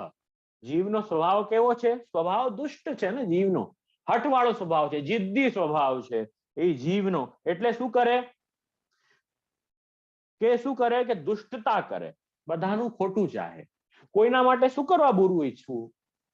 તો અહીં કહી રહ્યા છે કે બધાનું જે ખોટું ચાહે, કોઈના માટે ખરાબ વિચારે, ખરાબ બોલે, એ પ્રકારની કોઈની નિંદા કરે આખો દિવસ, એ પ્રકારનો જે ભાવ છે ને એ ભગવદ ભાવ નો બાધક છે. તો જીવ સ્વાભાવિકો હટોહો દુષ્ટ એ જે ભાવ છે એ ભાવ જે છે એ બાધક છે. તો એ જીવે જે છે એ ધ્યાન રાખવું જોઈએ, એવો ભાવ ન થાય. તો એનું ધ્યાન જીવે રાખવું જોઈએ. બીજી આગળ વાત આજ્ઞા કરે છે અધિકાર. હવે જો અધિકારનો મતલબ શું હોય? જ્યાં જ્યાં અધિકાર આવે એટલે જવાબદારી. અધિકારનો અર્થ શું છે? જવાબદારી. એટલે જવાબદારી વધારે આવી જાય તો એને ભગવત ભાવ વયું જાય. કેમ કે આખો દિવસ પછી જવાબદારીનો જ વિચાર કરે ને માણસ. એટલે જેમ જેમ વધારે જવાબદારી આવે એટલે ભગવત ભાવ ભૂલાઈ જાય. એટલે જવાબદારી એટલી જ લેવી કે ભગવત સન્મુખતા પણ રહે, જવાબદારી પણ આનંદથી નિભાવી શકીએ. એમ અહીંયા આજ્ઞા કરી રહ્યા છે કે અધિકાર. વધારે અધિકાર આવે ને એ પણ જે છે એ ભગવત ભાવમાં પ્રતિબંધક થઈ જતું હોય છે. તો અહીંયા બહુ સુંદર વાત કરી કે જે રીતે ભાગવતજીની વાત કરીએ આપણે કે નારાયણને બ્રહ્માજી શું કહી, ભાગવત કહી. શું બ્રહ્મા તો સૃષ્ટિ કરવે કે અધિકારી હે? બ્રહ્માજી કેવા છે? આ સૃષ્ટિ બનાવવાના અધિકારી છે. તો એના કારણે બ્રહ્મા કો અનુભવ ન ભયો. એમનું અડધું ધ્યાન ડાયવર્ટેડ હતું. આ સૃષ્ટિ બનાવી, સર્જન કરવું એમાં ધ્યાન હતું બ્રહ્માજીનું. તો એમને અનુભવ ન થયું એમ અહીં કહી રહ્યા છે. ફિર બ્રહ્માજીને નારદજી શું કહ્યો? હવે નારદજીથી કીધું એટલે નારદજીને બધી જગ્યાએ ફરવું પડે. અલગ અલગ કાર્ય જે ઠાકોરજીએ સોંપ્યા છે એ કાર્ય નારદજીને કરવાના, ઠાકોરજીની જે આજ્ઞા છે એ કરવાનું. તો બધી જગ્યાએ કન્ટિન્યુઅસ ફરવું પડે નારદજીને. એટલે नारद भी एकाग्र मन नहीं है. नारद जी को एकाग्र मन नहीं है, ત્યાંથી इनको भी अनुभव न भयो, આમને પણ અનુભવ ન થયો. પીછે નારદજીને વેદવ્યાસજી શું કહી? નારદજીએ પછી વેદવ્યાસજીથી કહ્યું. તો વેદવ્યાસજી તો વેદ પુરાણ બનાવવાના છે, બધા સમાધિમાં અનુભવ કરવાનું છે, બધું એ અનુભવ કરવાનું છે. તો વેદવ્યાસજીને પણ એવો અનુભવ જે પૂર્ણ આનંદ જે છે એ ન લઈ શકે. રેલિશ, અહીંયા રેલિશ કરવાની વાત કરી રહ્યા છે. આ બધા જ્ઞાન અવતાર છે, બધા મહર્ષિ બ્રહ્મર્ષિઓ છે બધા, એટલે આમાં એની શંકા નથી, એની પાત્રતામાં શંકા નથી, પણ શાંતિથી બેસીને એ વસ્તુને રેલિશ નહીં કરી શક્યા. કે ભાગવત શાસ્ત્ર તો રેલિશ કરવાનો વિષય છે. એ કઈ એક્ઝામ લખવા ખાતરે ખાલી એકવાર આમ રીડિંગ કરી ગયા, વાંચી ગયા કે પૂરું, અમે ભાગવત વાંચી પૂરું થઈ ગયું, પૂરું, હવે શું કરવાનું? ઘણા લોકો પૂછે, હવે ભાગવત પૂરું થઈ ગયું, હવે શું કરવાનું અમારે? એ પૂછે. ભાગવત પૂરું કરવાનો વિષય નથી, ભાગવત તો રેલિશ કરવાનો વિષય. એકવાર જમી લીધું, હવે શું કરવાનું? બસ હવે કઈ નહીં, હવે ભૂખ્યા રહો જિંદગીભર. આ જવાબ આપવું, બીજું શું જવાબ આપવું? બતાવો તમે. બીજું કઈ સારું જવાબ કરવા છે હોય તો આપજો. મેં કીધું એકવાર જમી લીધું ને સવારે, હવે નહીં જમતા, હવે જરૂર નથી જમવાની તમારે. આ જવાબ આપ્યો પછી. ભાગવતજી પૂરું કરવાનો વિષય નથી, ભાગવતજી રેલિશ કરવાનો વિષય છે. તો આ અહીંયા જે ઉદાહરણ આપે ને બ્રહ્માજીનું, નારદજીનું, વેદવ્યાસજીનું, એ એમના પાસે બહુ બધી જવાબદારીઓ હોવાના કારણે એ રેલિશ નહીં કરી શક્યા. પછી વેદવ્યાસજીને સુખદેવજી શું કહ્યું? सुखदेव जी है ये काहू बात के अधिकारी नहीं है. सुखदेव जी केवा छे? काहू बात के अधिकारी नहीं है. अधिकार નો મતલબ જવાબદારી. એટલે એમના પાસે અત્યારે કોઈ જવાબદારી નથી, કેવલ આનંદથી એમને અનુભવ થયો. તાસો અધિકાર જો है वो फल में बाधक है. એટલે એ ધ્યાન રાખવું આપણે કે વધારે જવાબદારીઓ લઈને માથે બેસવું નહીં, એનાથી ચિંતા એ વધારે વધે અને ઠાકોરજીના ફલમાં પણ બાધક થાય, એમ અહીંયા કહી રહ્યા છે. બીજી આગળ વાત જે છે બતાવી રહ્યા છે 36મું કે જો જીવ પાપ રતિ કે જીવ પાપમાં પ્રીતિ વાળો હોય, પાપ કરવામાં બહુ ઇન્ટરેસ્ટ હોય, અજ્ઞાની હોય કે સારા અને ખરાબ એનો વિવેક ન હોય, મને જે ગમ્યું એ મેં કહ્યું, એ પ્રકારની જે વાત છે, એ પ્રકારનો જે ભાવ છે એ બાધક છે. મને ગમ્યું એ કર્યું એ પ્રકારનો ભાવ ન હોવો જોઈએ. જે આજ્ઞા ગુરુએ કરી હોય, શાસ્ત્રએ કરી હોય, એ પ્રકારની આજ્ઞા પ્રમાણે જ વર્તન કરવું જોઈએ. તો એ અહીં આપણે જોયું, ફલમાં બાધક થશે. સાચા અને ખોટા નિર્ક્ષીર વિવેકી જીવે હોવું જ જોઈએ. સાચા અને ખોટાનું જ્ઞાન અવશ્ય હોવું જ જોઈએ. પોતાના મન પ્રમાણે મન ફાવે એમ ન કરવું જોઈએ. એ અહીં આજ્ઞા કરે છે પાપરતિ. હવે આગળ આજ્ઞા કરે છે પક્ષપાતો દુરાત્મનામ. આગળ વાત બતાવી રહ્યા છે 37મું. આપણે 40 ભાવ જોવાના છે, 4-5 મિનિટમાં થઈ જશે, એટલે થોડું ધૈર્ય રાખજો. ઊંઘ નહીં કરતા વચ્ચે વચ્ચે, રાતનો સમય છે તમારો ત્યાં, તો જોકા નહીં ખાતા, 5-7 મિનિટમાં પૂરું થઈ જશે. તો એટલે 40 બાધક આપણે આજે દર્શન કરવાના છે, તો એ પૂરા કરશું તો એક વિષય કમ્પ્લીટ થઈ જાય, બરાબર ને?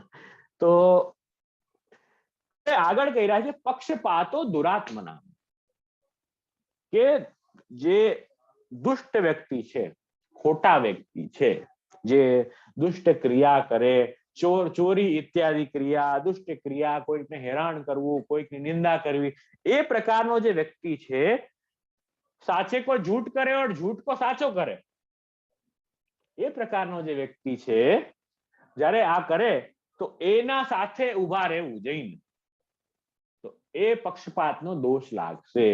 એક સિમ્પલ ઉદાહરણ આપું, ઘણી વાર આપતો, શિશુપાલની આપ તમે વાર્તા ચર્ચા જુઓ. શિશુપાલે ભગવાનને ગાળો આપતો, બરાબર? તો શિશુપાલ ભગવાનને જયારે ગાળો, 100 ગાળો જયારે આપતો હતો, ત્યારે એ સમયે શિશુપાલના સમયે 4 પ્રકારના લોકો ત્યાં ઉપસ્થિત હતા. કેટલા? 4 પ્રકારના. પહેલો પાંડવો ઇત્યાદિ હતા, ભીષ્મ ઇત્યાદિ હતા, જે શિશુપાલે જેમ ઠાકોરજીને ગાળો આપી તરત જ શસ્ત્રો ઉપાડીને ઉભા થઈ ગયા શિશુપાલ સામે, એને મારવા માટે. ભગવાનને ગાળો આપે છે, તને અમે છોડશું નહીં. મારા ગુરુને આપે છે, તને છોડશું નહીં. વૈષ્ણવોની નિંદા કરે છે, તને છોડશું નહીં. એ પ્રકારે શસ્ત્ર લઈને એ સામે ઉભા થઈ ગયા. પાંડવ ઇત્યાદિ, ભીષ્મ ઇત્યાદિ બધા હતા, એ શસ્ત્ર લઈને ઉભા થઈ ગયા. તો શસ્ત્ર લઈને ઉભા થઈ ગયા તો એકે વિરોધ કર્યો. એમને એક પ્રકાર, 4 પ્રકારના લોકો હતા, એમાંથી એક પ્રકાર હતું વિરોધ કરવા વાળા, કે જેમણે વિરોધ નોંધાવ્યો કે તને છોડશું નહીં. એ પ્રકાર. બીજા જે હતા એ વિરોધ કરવાની શક્તિ નહોતી, દુર્બલ હતા. અમુક જે હતા દુર્બલ હતા, બરાબર? તો એ સભામાંથી ઉઠીને વયા ગયા. સમજો છો? બીજા જે હતા એ સભામાંથી ઉઠીને, જ્યાં ઠાકોરજીની નિંદા થતી હોય, મારા ગુરુની નિંદા થતી હોય, વૈષ્ણવ માટે અપશબ્દનો પ્રયોગ થતો હોય, ત્યાંથી ઉઠીને વયા ગયા. ત્રીજા પ્રકારના જે લોકો હતા એ એના સાથે શિશુપાલના એના પક્ષના હતા, શિશુપાલની ટીમના હતા, ત્રીજા પ્રકારના. અને ચોથા પ્રકારના લોકો હતા ને, એ શિશુપાલની ટીમના નહોતા, એ શિશુપાલની ટીમના નહોતા, પણ ચૂપ બેઠા રહ્યા. ઉઠીને પણ ન ગયા, વિરોધ પણ ન નોંધાવ્યો અને ચૂપ બેઠા રહ્યા.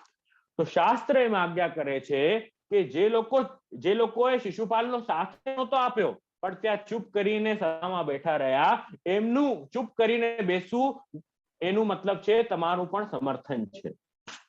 ચૂપ કરીને એ સ્થાને બેસવું એનો અર્થ એ છે તમારો એ કૃત્યમાં, એ ક્રિયામાં તમારો એ સમર્થન છે. એટલે જે લોકો શિશુપાલના ટીમના હતા અને જે લોકો ચૂપ કરીને બેઠા હતા અને શિશુપાલને, ત્રણેયને એક જેટલો અપરાધ લાગ્યો છે. ત્રણેયને એક જેવો અપરાધ લાગ્યો છે. શિશુપાલના સમર્થક શિશુપાલને અને ચૂપ કરીને, મૌન કરીને જે લોકો બેઠા હતા એ સભામાં, ત્યારે ઠાકુરજીને એ શિશુપાલ 100 ગાળો આપતો હતો ત્યારે એ ત્રણેયને એક જેવો જે છે અપરાધ લાગ્યો છે. ઉભા થઈને વયા ગયા એમને નથી લાગ્યો, અને જે લોકોએ શસ્ત્ર ઉપાડી લીધા એ લોકો એને નથી લાગ્યો. બાકી આ ત્રણેયને, શિશુપાલને, એના ટીમ વાળા લોકોને અને મૌન કરીને જે લોકો બેઠા એ લોકોને એક જેવો અપરાધ લાગ્યો છે, જે ફલમાં બાધક છે. કહેવાનો તાત્પર્ય છે પક્ષપાતો દુરાત્મનામ. એટલે જે સત્સંગમાં ઠાકુરજીની નિંદા, ગુરુની નિંદા, વલ્લભકુલની નિંદા થતી હોય એ પ્રકારના સત્સંગમાં તમે બેસશો તો તમને એ નિંદા કરવા વાળા જેટલો જ દોષના સહભાગી થશો. એ વાત એ જાણજો. એવું સાંભળવું, એવું બોલવું, જે બોલતો હોય એ તમે જ બોલ્યા એમ ગણજો.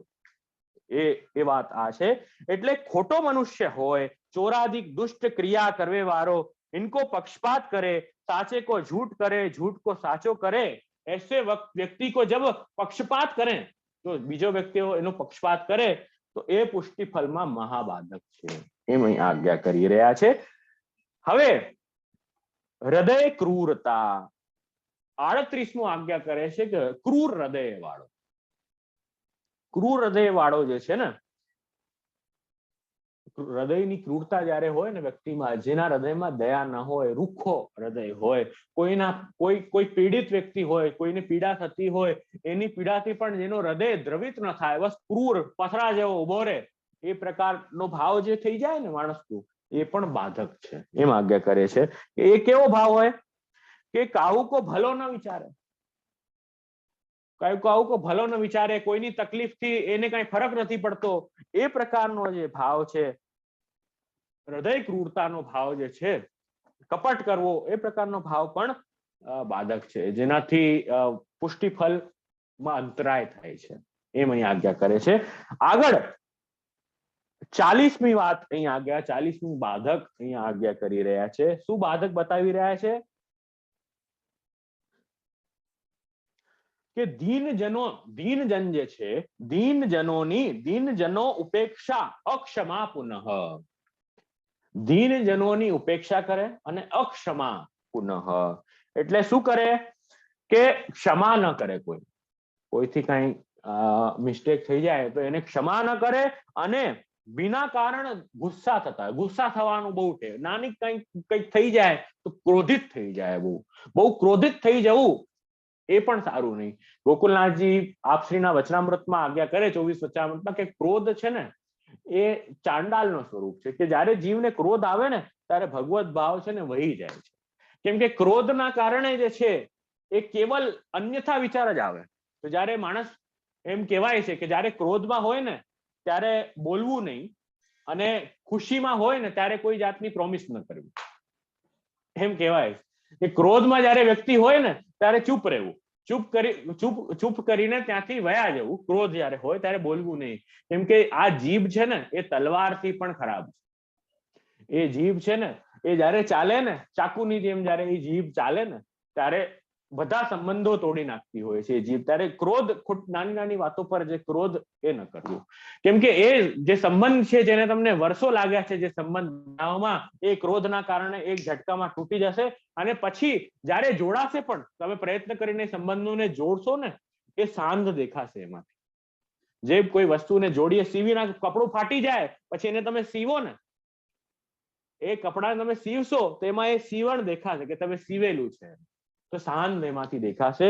તો જ્યારે ક્રોધ થઈ ગયો હોય, ક્રોધ આવતું હોય ત્યારે કોઈનાથી સંભાષણ ન કરવું, અને જ્યારે બહુ પ્રસન્ન હોય ત્યારે કોઈ પ્રોમિસ ન કરવી, એમ કહેવાય છે.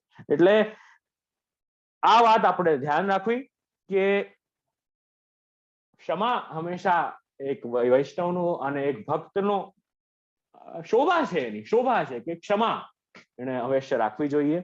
બીજી વાત અહીં કરી રહ્યા છે, ક્ષમા રાખવી અને ક્રોધ જે છે ન કરવું. ક્રોધ આવે તો હાથ પગ મોઢું ધોઈ લેવું, એકવાર થોડું જલ પી લેવું, હાથ પગ મોઢું ધોઈ લેવું. અને ક્રોધથી અપરસ જે છે, પ્રભુ સેવામાં જે આપણે નાયા હોઈએ, પવિત્રતા હોય, એ અપરસ છોવાઈ જાય છે. કેમ કે ભગવદ આવેશ વયું જાય છે અને અન્ય આવેશ જે છે એ આવી જાય.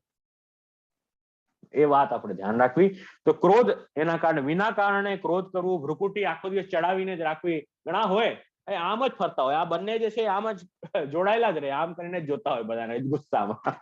તો એ ચડાવે, એ પણ બાધક છે પુષ્ટિ ફળમાં. વૈષ્ણવ જે હોય ને, વૈષ્ણવ આપણે જોઈએ તો વૈષ્ણવ કેવો હોય, જેનું કંઠ ઠાકોરજીની ગુણગાનથી, ઠાકોરજીની લીલાથી ગદગદ થઈ જતું હોય છે.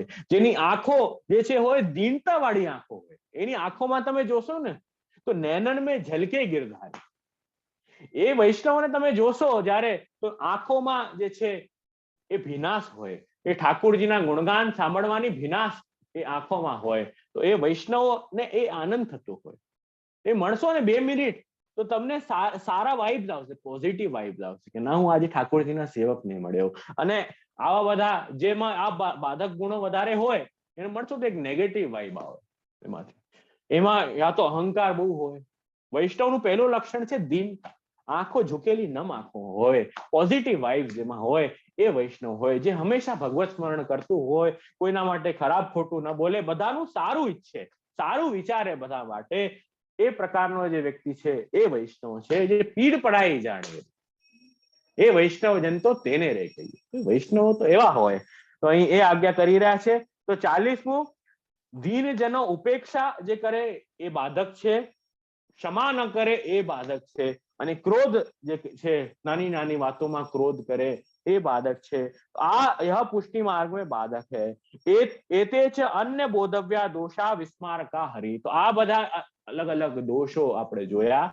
આ જ્યારે પણ આપણે દોષોની ચર્ચા કરીએ ત્યારે એ બધા દોષો આમ જોવા, આમ લોકોની છે ને એક નેચરલ હેબિટ જ કહો. જયારે દોષોની વાત કરતા હોય ને, પોતાને દૂધથી ધુલા, અમે તો બહુ સારા, અને દોષવાળા કોણ, તો આમ કરે, સીધું આમ પોઈન્ટ કરવાની ઈચ્છા થાય. અરે ભાઈ, ચેરિટી બિગિન્સ એટ હોમ. તો સૌથી પહેલા છે ને આમ, જયારે પણ દોષો વાંચીએ ને ત્યારે આમ કરવું, અને પોતાનું દોષ ચિંતન કરીને એ દોષોથી શુદ્ધ થઈને અને પ્રભુના સન્મુખ થવું. તો ઠાકોરજી પણ જોશે, જો આજે નાહીને આવે, એમ ભલે તમે રોજ નાહીને જતા હશો, પણ જ્યારે તમે પોતાનું દોષ ચિંતન જે છે એ કરીને અને શુદ્ધ થઈને જ્યારે પ્રભુ સન્મુખ જશો, તમે પોતાનું ખાલી દોષ એક્સેપ્ટ કરશો ને, તો પણ એ દોષ જે છે એ ફર્સ્ટ સ્ટેપ તમે ચડી ગયા એ દોષ તમારા જીવનમાંથી હટાવવા માટે.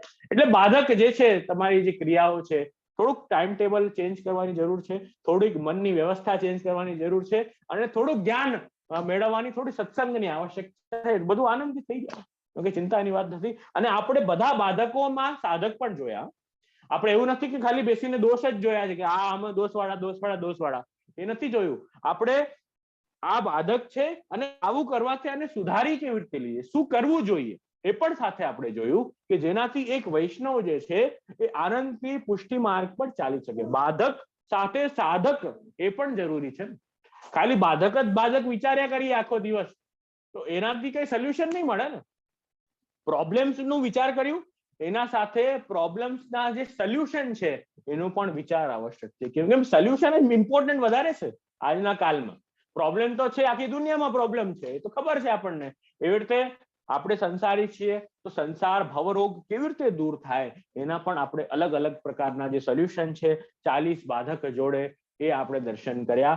અને આ 2 દિવસમાં જે આપણે ચર્ચા કરી અલગ અલગ બાધકોની, તો મને એવું છે કે એક પણ બાધક અગર દૂર થાય ને, કે એક બાધક પણ આપણે એવો પ્રયત્ન કરીએ કે આ 40 માંથી મારું અંતઃકરણ શુદ્ધ થાય, અને આ 40 માંથી એક પણ અગર આપણે કાઢવાનો પ્રયત્ન કરીએ અને ભગવત ઠાકોરજીના હજી સન્મુખ, હજી નિકટ જવાનો પ્રયત્ન કરીએ, તો આ 2 દિવસ મારું બોલવું સફળ થશે.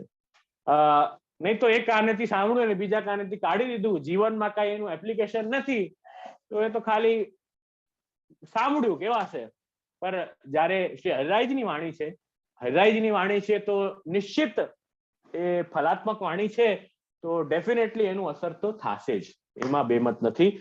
તો એનું અસર અવશ્ય થશે, અને આપ ભગવદ ગુણગાનમાં, ભગવદ સેવામાં અવશ્ય જે છે આગળ વધશો, એવી મારી શુભકામના બધાને. આજનો તમારે ત્યાંનો એકાદશીનો દિવસ, અહીંયા અમારે મકર સંક્રાંતિનો દિવસ, તો બંને ઉત્સવોની જે છે એ ખૂબ ખૂબ વધાઈ તમને, એકાદશીની વધાઈ, ખૂબ પ્રભુ સન્મુખ થાવ, આશીર્વાદ અને એકાદશીનો ફલ પ્રભુ પ્રીતિ એ પ્રાપ્ત થાય બધાને. અને આજે મકર સંક્રાંતિનો દિવસ છે, મહાપર્વ છે, તો ઠાકોરજીને તિલવા ભોગ ધરો, તિલવા ભોગ ધરો ઠાકોરજીને આનંદથી. અને પુણ્યકાળ જે અહીંયા છે, એ પુણ્યકાળમાં દાન પણ મોટા પર્વો પર કરવું આવશ્યક છે. તો દાન પણ એ આજે બહુ મહાત્મ્ય છે દાનનું, તો એ પણ અવશ્ય જે છે એ કરવું જોઈએ સંક્રાંતિના દિવસે. તો આ વાણી શ્રી હરિરાયજીની જે વાણી હતી, મારો આમાં મેં એક શબ્દ નથી ઉમેર્યો. જે હરિરાયજીની જે વાણી હતી, મહાપ્રભુની, હરિરાય મહાપ્રભુની વાણી, શ્રી મહાપ્રભુજીની વાણી, એ વાણી જે છે મેં તમારા સુધી પહોંચાડી.